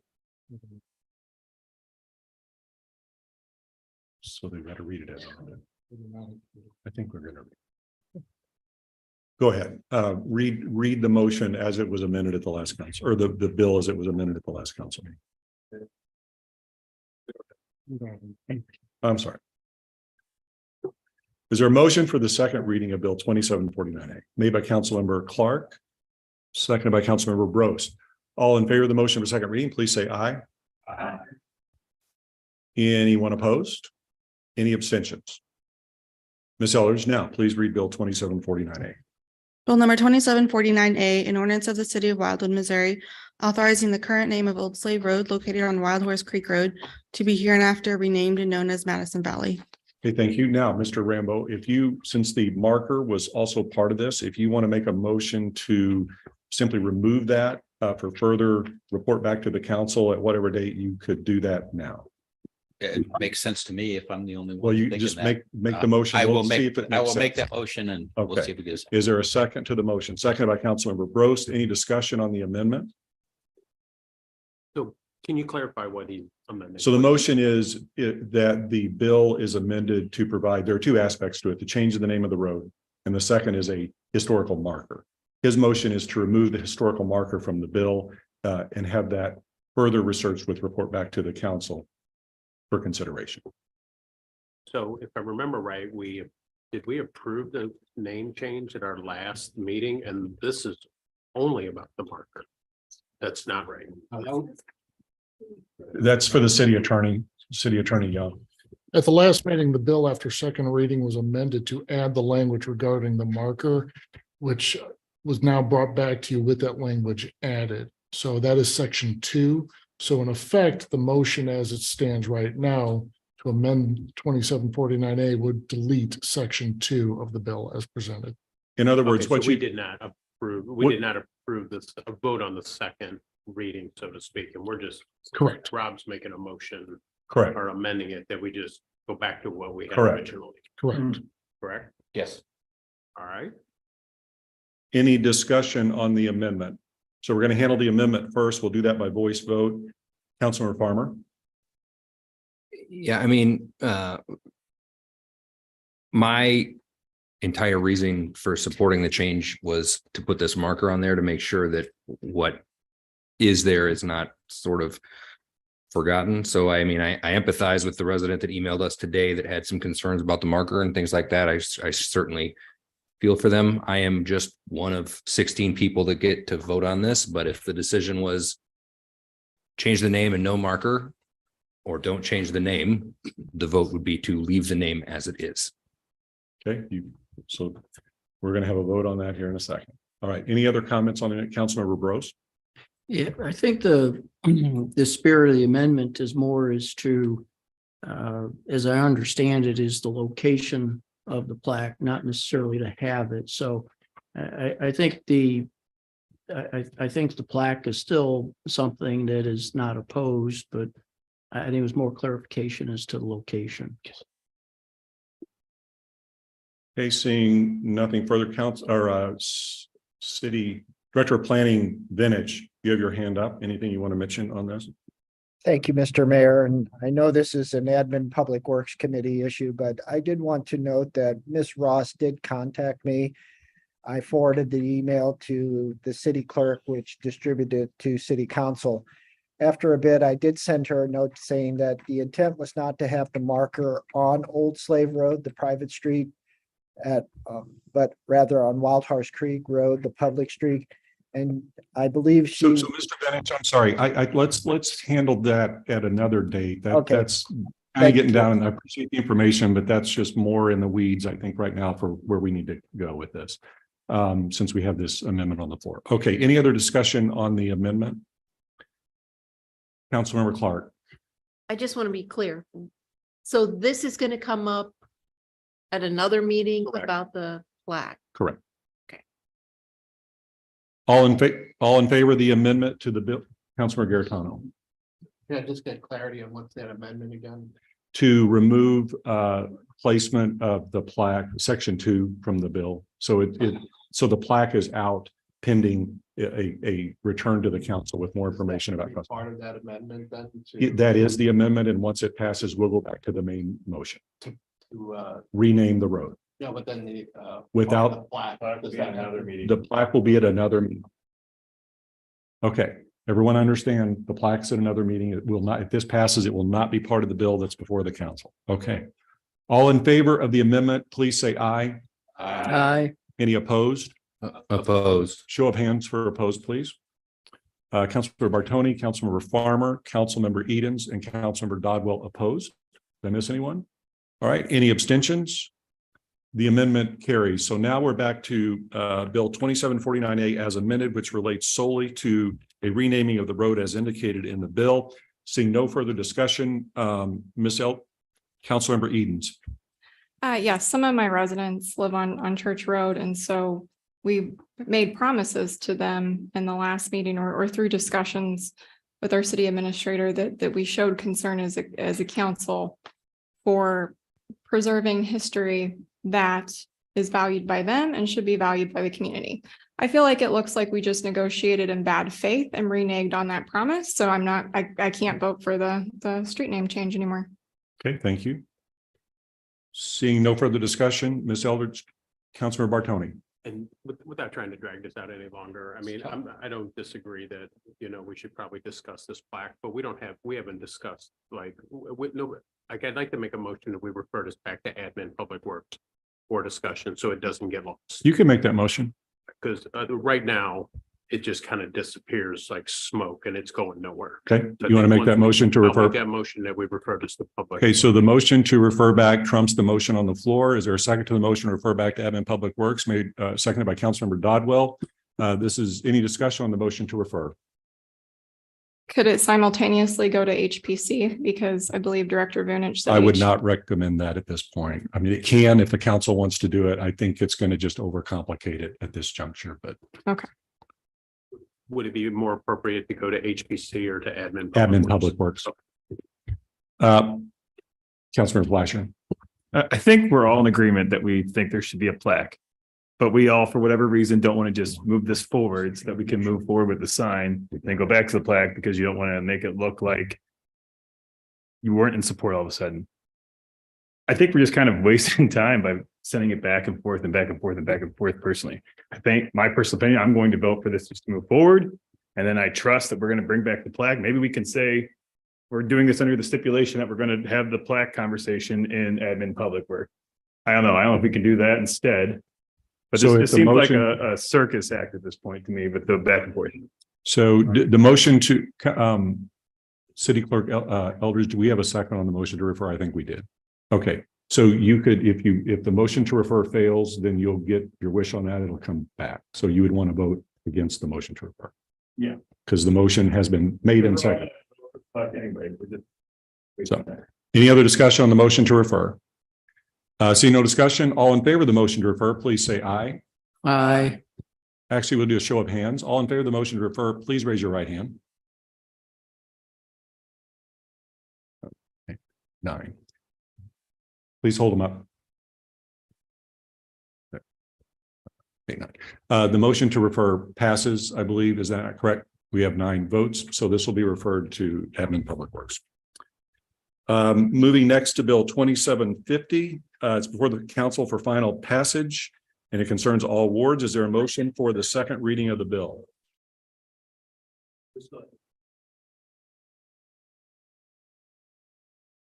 It got referred. So once a bill is referred, it's now back in the hands of admin public works. It's no longer in the possession of the council. Okay, and we don't allow comments from the audience with all due respect at this point. So It's back at the council, or it's back at Admin Public Works. So it will not be up for vote. It was referred. Councilmember Clark. I guess I'm just confused all over the board today, but I thought we referred only the part of it that went to. The bill No? was referred. The whole bill. The bill was referred. Okay. Okay, moving next to Bill 2750. It's before the council for final passage and it concerns all boards. Is there a motion for the second reading of the bill? Made by Councilmember Farmer. Is there a second? Seconded by Councilmember Jaxi. All in favor of the motion, please say aye. Aye. Any opposed? Any abstentions? One abstention, Councilmember Galani. Any other abstentions? All right, Ms. Eldridge, please read Bill 2750. Bill number 2750, an ordinance of the city of Wildwood, Missouri, authorizing the mayor to negotiate and execute an agreement with White Buffalo Incorporated for the reduction of deer population within the city of Wildwood, second reading. Okay, thank you. Mr. Brown, do you have anything you want to mention relative to Bill 2750? Thank you, Mayor Boland. I did want to mention to you, and we have received a notice by email from White Buffalo as of Friday indicating that they are unable to fulfill the obligation under this ordinance for this winter. So it is my recommendation that the council consider postponing this indefinitely and or referring it back to Admin Public Works. Councilmember Clark. Well, as I understand, White Buffalo had a separate proposal to go to modified. And subsequent to that, I think they sent an email saying they wanted, as he said, they would wait until next fall, I think, to do. Is that right, Rick? That's correct. Their recommendation would be to do the hunt next winter, not this winter, but the winter of 23-24. Okay, so that modified plan wasn't, they didn't want to go ahead with that to do. Not a until small- next year. Correct. Councilmember Dodwell. Does everybody understand why they've deferred till next year? This has taken so long to get to a point of voting on and moving forward that following the recommendations of the Department of Conservation, they can't come in and do these kinds of things this late in the season. That's my thought. So you've read this, correct, Ms. Eldridge? Okay, so the bill is on the floor. Does anyone want to make we have the council has two options. You can make a motion as the director of Public Works has indicated to postpone either to a definitive time or indefinitely, or you can refer it to admin PW, or we can vote on the bill. If we vote on the bill, then my question would be relative to budgeting, Mr. Cross, what would need to be done as to that, given that it would not take effect until fall of next year? Would it be at mid-year budgeting you would want to handle that, or you'd want to handle it now? Well, a couple of things. The bill as it stands right now has a date for services from White Buffalo, and so the bill would need to be amended for that. And with regards to the dollar amount would need to be amended if it's going to be a limited or the full $205,000. If part of that is going to be expended in the late fall, early winter of 2023, and then part of it in 2024, we could amend I would get back with the directors, because part of funding this White Buffalo was the elimination of a new position for an arborist. And then we were removing that. So I would need to talk with the two directors to find out if we still want to go forward with that, in which case we could just modify it at mid-year. Okay, so the answer is you could, if the council wants to vote on this and not refer or postpone it, then relative to budgeting, that could be done in July of next year. Is that correct? Correct. It can be done now. It can Or be done now, in July. either one. Correct. Okay. Councilmember Rambo. Yeah, that should be real quick. Actually, this is, as I've said repeatedly, this has nothing to do with hunting. This is a cull.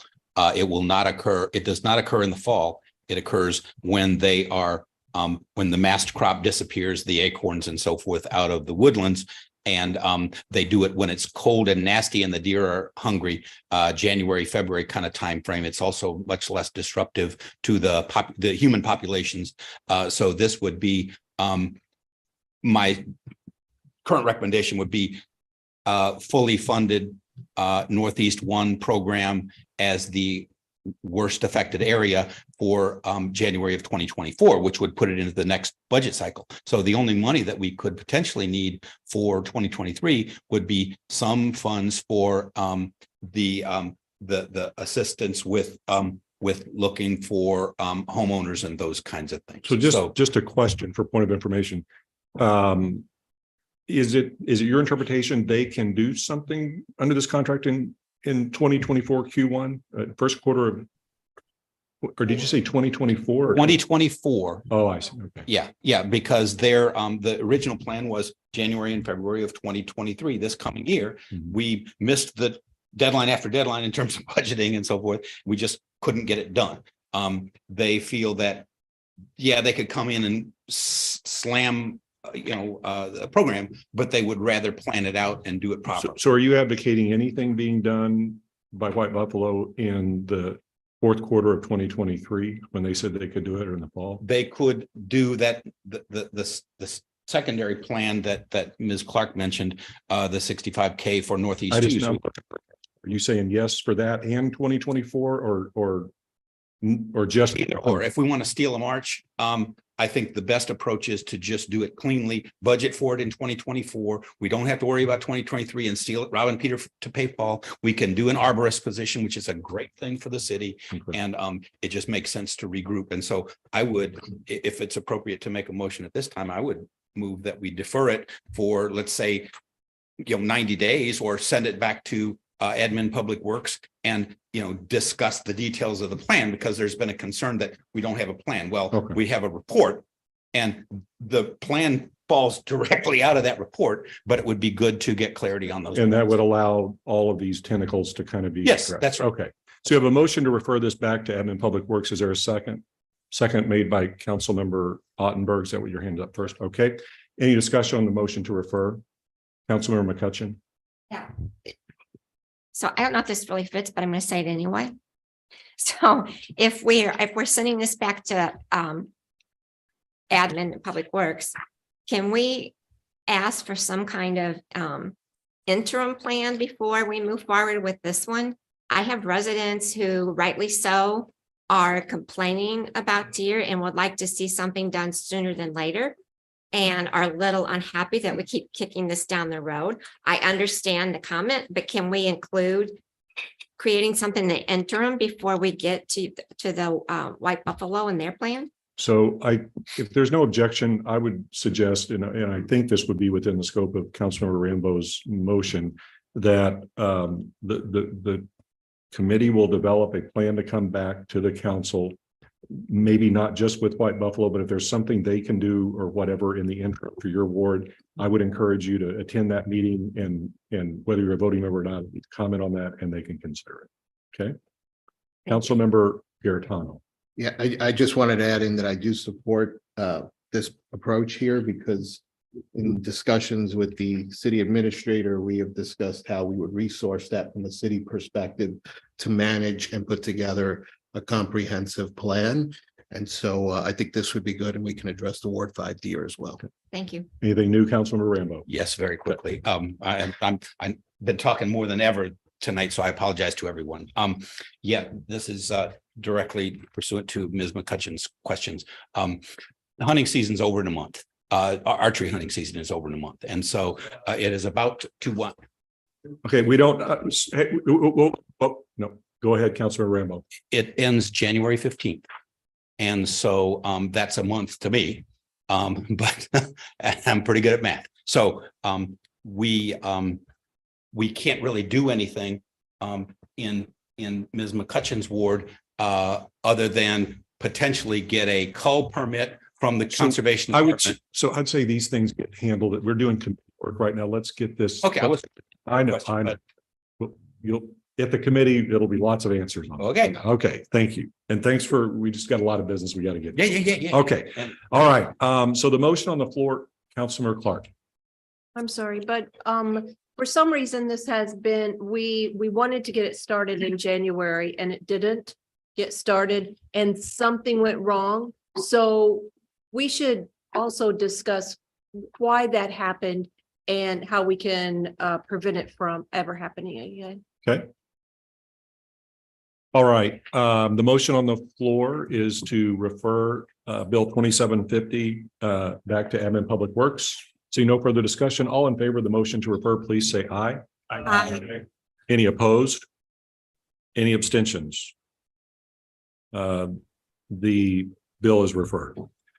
All right, that takes us to Bill 2757, which is the budget, and I believe, given that action is unaffected from its last reading at the council for first reading. So if there's no other questions or comments on the budget, nothing has changed. I would ask for a motion for second reading of Bill 2757, made by Councilmember Farmer, seconded by Councilmember Dodwell. Any discussion on the motion?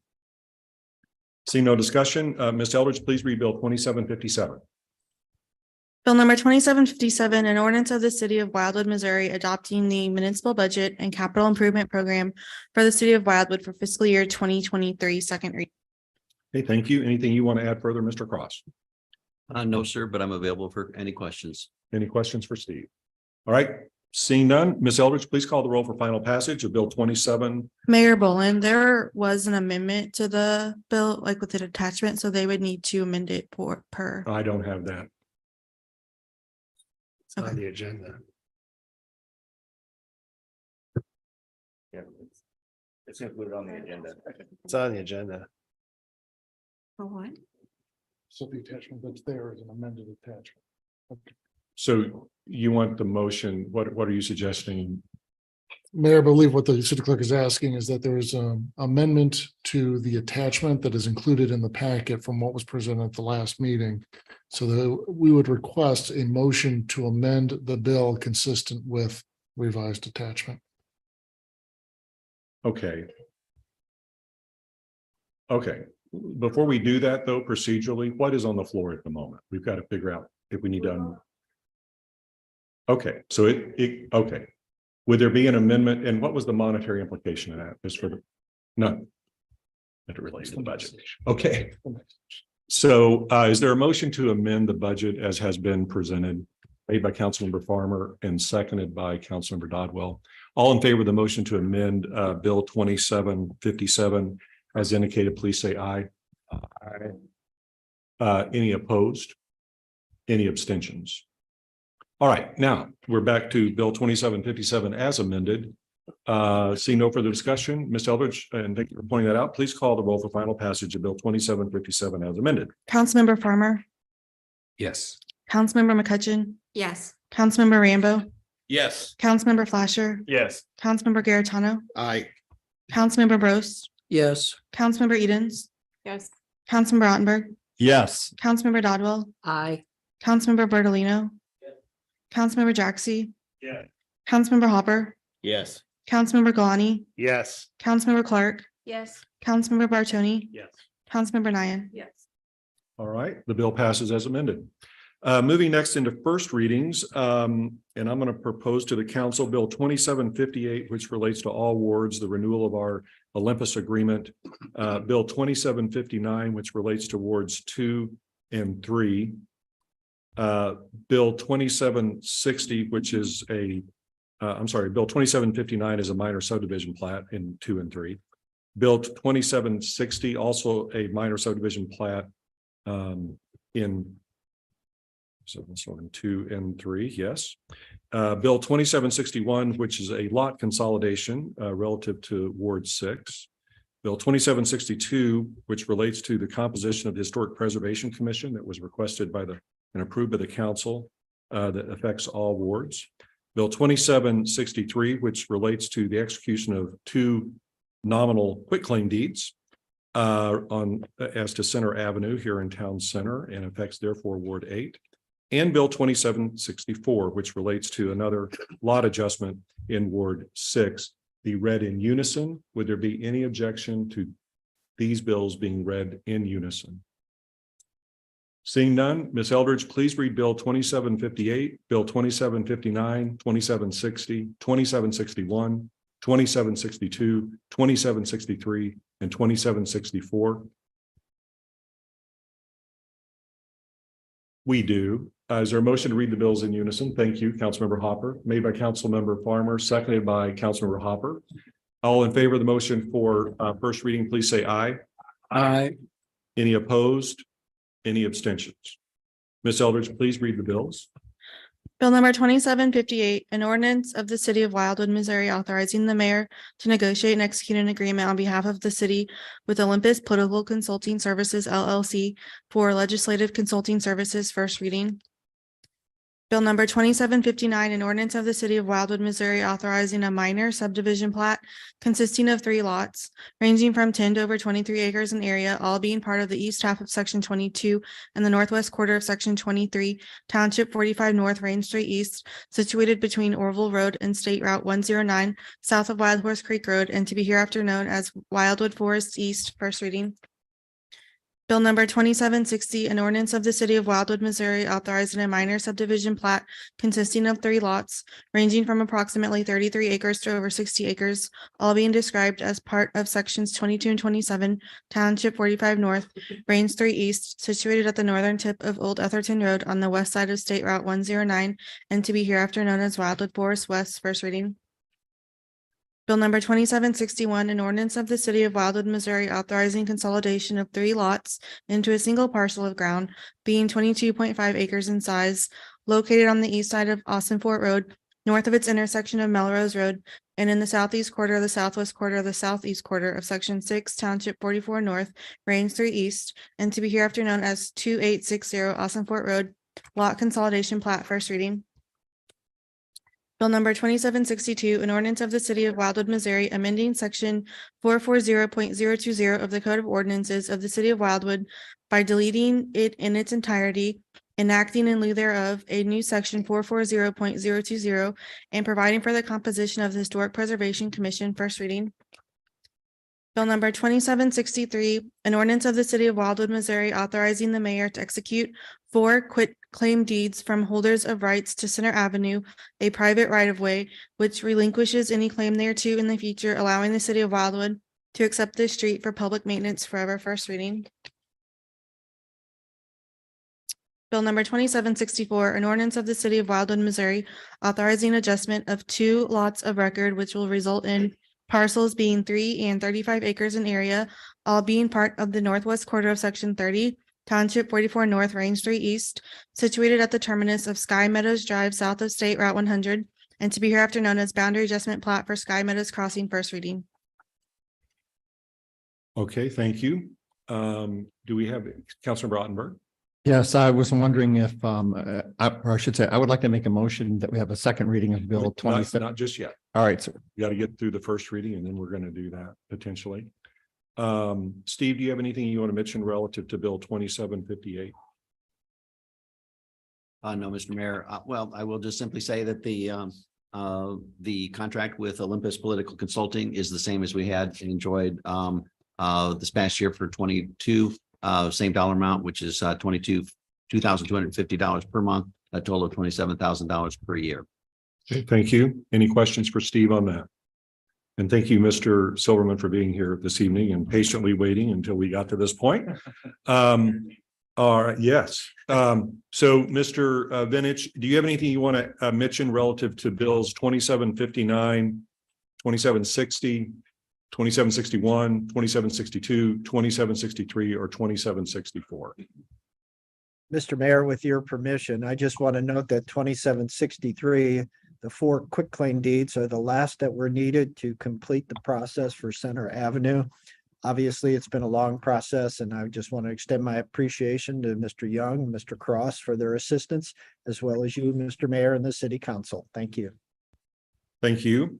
And then to second readings, Joe, would there be any objection to a second reading on Bill 2759, which is the minor subdivision plat in wards 2 and 3? None at all, sir. In fact, all of the bills the department's prepared could go for second reading tonight. We're gonna go through each one of them here. Just bear with me. 2760, that's okay. Minor subdivision plat wards 2 and 3, no objection to second reading on that. 2761, lot consolidation, Ward 6. No, sir, no problem. 2762, composition of Historic Preservation Commission. I would defer to Mr. Young. He wrote the bill. I have no objection, Mayor. Okay, thank you. 2763, the quitclaim deeds relating to Center Avenue that you mentioned for Ward 8. I would get down on my knees and beg for their second reading for that. You don't need to do that, but thanks for the offer. 2764, any objection to second reading on the lot adjustment in Ward 6? No, sir, and thank you. Okay, if the council is inclined to have second readings on these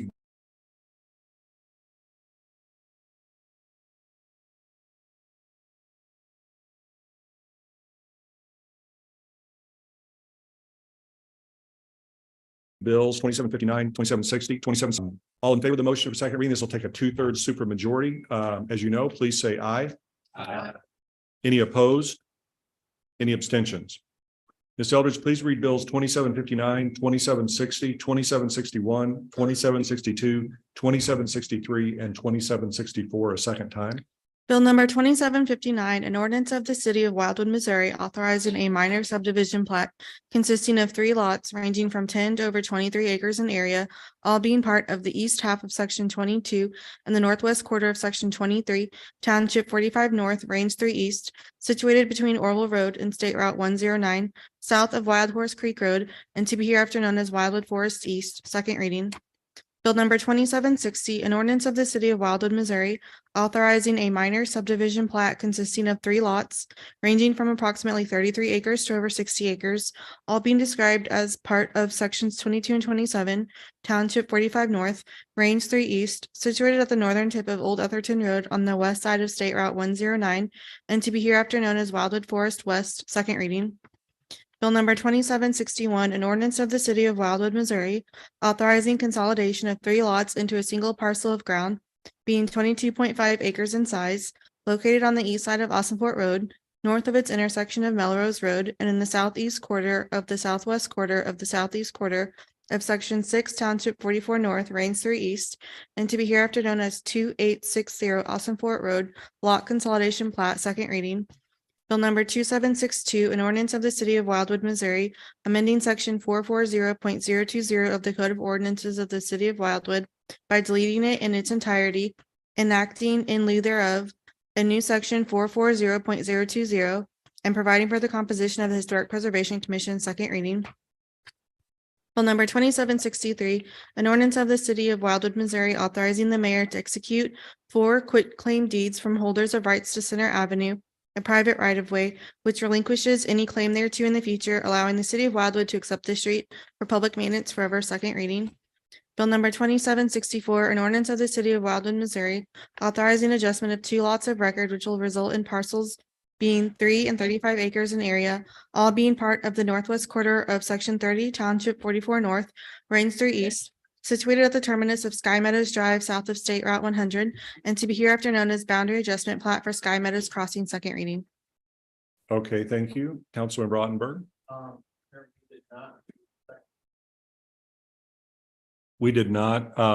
That has a monetary implication, which is why I didn't ask for that. I'm just personally reticent to do second readings on those, but the council can certainly, you can make that motion if you want to do that. And I don't think there's anything urgent on that one, but. Any questions on any of the bills?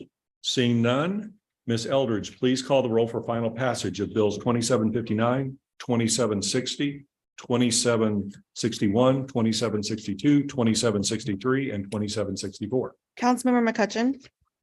Yes. Councilmember Rambo. Yes. Councilmember Flasher. Yes. Councilmember Garitano. Yes. Councilmember Brost. Yes. Councilmember Edens. Yes. Councilmember Ottenberg. Yes. Councilmember Dodwell. Yes. Councilmember Bertolino. Yes. Councilmember Jaxi. Yes. Councilmember Hopper. Yes. Councilmember Galani. Yes. Councilmember Clark. Yes. Councilmember Bartoni. Yes. Councilmember Nyan. Yes. Councilmember Farmer. Yes. All right, the bill's passed. Thank you. Moving next to the consent agenda. It is relatively light. We have the minutes, the authority for me to approve expenditures. And as you know, my process is to have those presented to you by email before I do that for any objections. We have two appointments, both from Ward 6, Mr. Sides and Mr. Bachert. Those are reappointments, actually. And we have two resolutions, 2022-31, which is the policy on waiving fees for public records request, and 2022-32, which relates to a contract with Wildwood Yoga and Wellness for 2023, an expenditure of $18,180. One vote to approve all of these would be to approve the consent agenda, would approve all of these, but you're free to take something off the consent agenda if you would like to do that. Councilmember McCutcheon. Yeah, I need to stay on. 2022. We'll take that off and handle that separately. Councilmember Edens. Yes, I thought there would be just a brief breath where I could get my arm up before we started on the other part of the agenda. I will make the motion for the consent, but I do want to come back to the Olympus Consulting for a second reading, because that contract should start January 1st, 2023. And I'd like to go ahead and do that tonight so it can start on time. And they're in session, and save him a trip again for a January meeting to represent himself. Okay, let's handle the consent agenda and we'll come back to that. Thank you so much for that. So motion on the floor for that. Okay, so we have the consent agenda is on the floor, which has everything I just mentioned minus resolution 2022-32. Would someone like to make a motion to approve the consent agenda as presented, made by Councilmember Farmer, seconded by Councilmember Galani? All in favor of the motion, please say aye. Aye. Any opposed? Any abstentions? Consent agenda is approved. Now to resolution 2022-32. It's before the council and it concerns all wards. Is there a motion to adopt resolution 2022-32? Made by Councilmember Farmer, second by Councilmember Ottenberg. All in favor of the motion? Ms. Eldridge, please read the resolution. Resolution number 2022-32, a resolution by the City Council of the City of Wildwood, Missouri, authorizing the mayor to execute a contract with Wildwood Yoga and Wellness to provide classes throughout fiscal year 2023 to Wildwood seniors, such being funded through Community Development Block Grant, CDBG funds distributed by St. Louis County. Thank you. Does anyone have any questions or comments for Mr. Vinich on this resolution? Seeing none, all in favor of the motion to adopt resolution 2022-32, please say aye. Aye. Any opposed? Any abstentions? We have one abstention, Councilmember McCutcheon. Okay, Councilmember Edens has made a motion to have a second reading for Bill 2758, which is our agreement with Olympus. Is there a second for the motion for second reading of Bill 2758 made by Councilmember Rambo? All in favor of the motion for second reading, please say aye. This is a 2/3 vote since it'll be read twice in one meeting. All in favor, please say aye. Aye. Any opposed? Any abstentions? Ms. Eldridge, please read Bill 2758 a second time. Bill number 2758, an ordinance of the City of Wildwood, Missouri, authorizing the mayor to negotiate and execute an agreement on behalf of the city with Olympus Political Consulting Services LLC for legislative consulting services, second reading. Okay, thank you. Any questions or comments on the bill? Councilmember Rambo. I just want to say that I was a bit skeptical. Why don't you gotta get in your microphone there? Olympus has presented a very good value for us, in my opinion. I'm happy to renew him for next year. Okay, thank you. All right, all in favor of, sorry, we already got the, yeah, call the roll. Ms. Eldridge, please call the roll for final passage of Bill 2758. Councilmember Rambo, Yes. Councilmember Flasher, No, same reason. Councilmember Garitano, Yes. Councilmember Bros, Yes. Councilmember Edens, Yes. Councilmember Ottenberg, Yes. Councilmember Dodwell, Yes. Councilmember Bertolino, Yes. Councilmember Jaxi, Yes. Councilmember Hopper, Yes. Councilmember Galani, Yes. Councilmember Clark, Yes. Councilmember Bartoni, Yes. Councilmember Nian, Yeah. Councilmember Farmer, Yes. Councilmember McCutcheon. Yes. All right, the bill has passed. And thanks, Mr. Silverman, for all you do for us. We appreciate it. All right, miscellaneous. Does anyone have anything they want to mention under miscellaneous? Councilmember Clark. Just one thing, I just wanted to thank Miss Eldridge tonight because she pretty much kept us in line as we got off a track. Thank you. Okay, anything else under miscellaneous? All right, we'll take a motion to adjourn the main meeting, and we're going to go back into the work session made by Councilmember McCutcheon, second by Councilmember Farmer, non-debatable. All in favor of the motion to adjourn the main meeting of the council, please say aye. Aye. Any opposed? Any abstentions? Okay, so we're adjourned. We're going to go back into executive session. We need a motion to do that. Made by Councilmember Nyan, second by Councilmember Clark. This is a roll call vote. I'm sorry, any discussion on the motion? We're going to as soon as we have the motion. Please call the roll for going into executive session. Councilmember Galani, Yes. Councilmember Hopper, Yes. Councilmember Jaxi, Yes. Councilmember Bertolino, Yes. Councilmember Dodwell, Yes. Councilmember Ottenberg, Yes. Councilmember Edens, Yes. Councilmember Brost, Yes. Councilmember Garitano, Yes. Councilmember Flasher, Yes. Councilmember Rambo, Yes. Councilmember McCutcheon, Yes. Councilmember Farmer, Yes. Councilmember Nyan, Councilmember Bartoni, Yes. Councilmember Clark. Yes. All right, we're going to go into executive session. That means that anyone else in the room would need to leave at this moment. That would be you. So.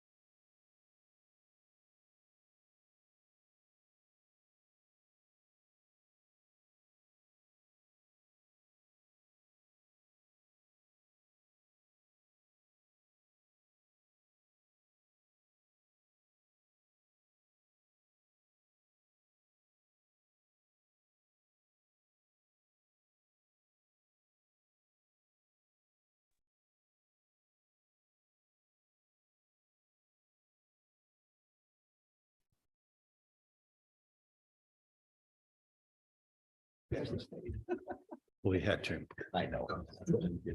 Okay, so we're now back into the work session. Seeing nothing further, I would ask for a motion to adjourn the work session made by Councilmember Jaxi, seconded by Councilmember Farmer. Non-debatable. All in favor of the motion to adjourn the work session, please say aye. Aye. Any opposed? Any abstentions? We're adjourned. Thank you for everything you did this evening and happy holidays again.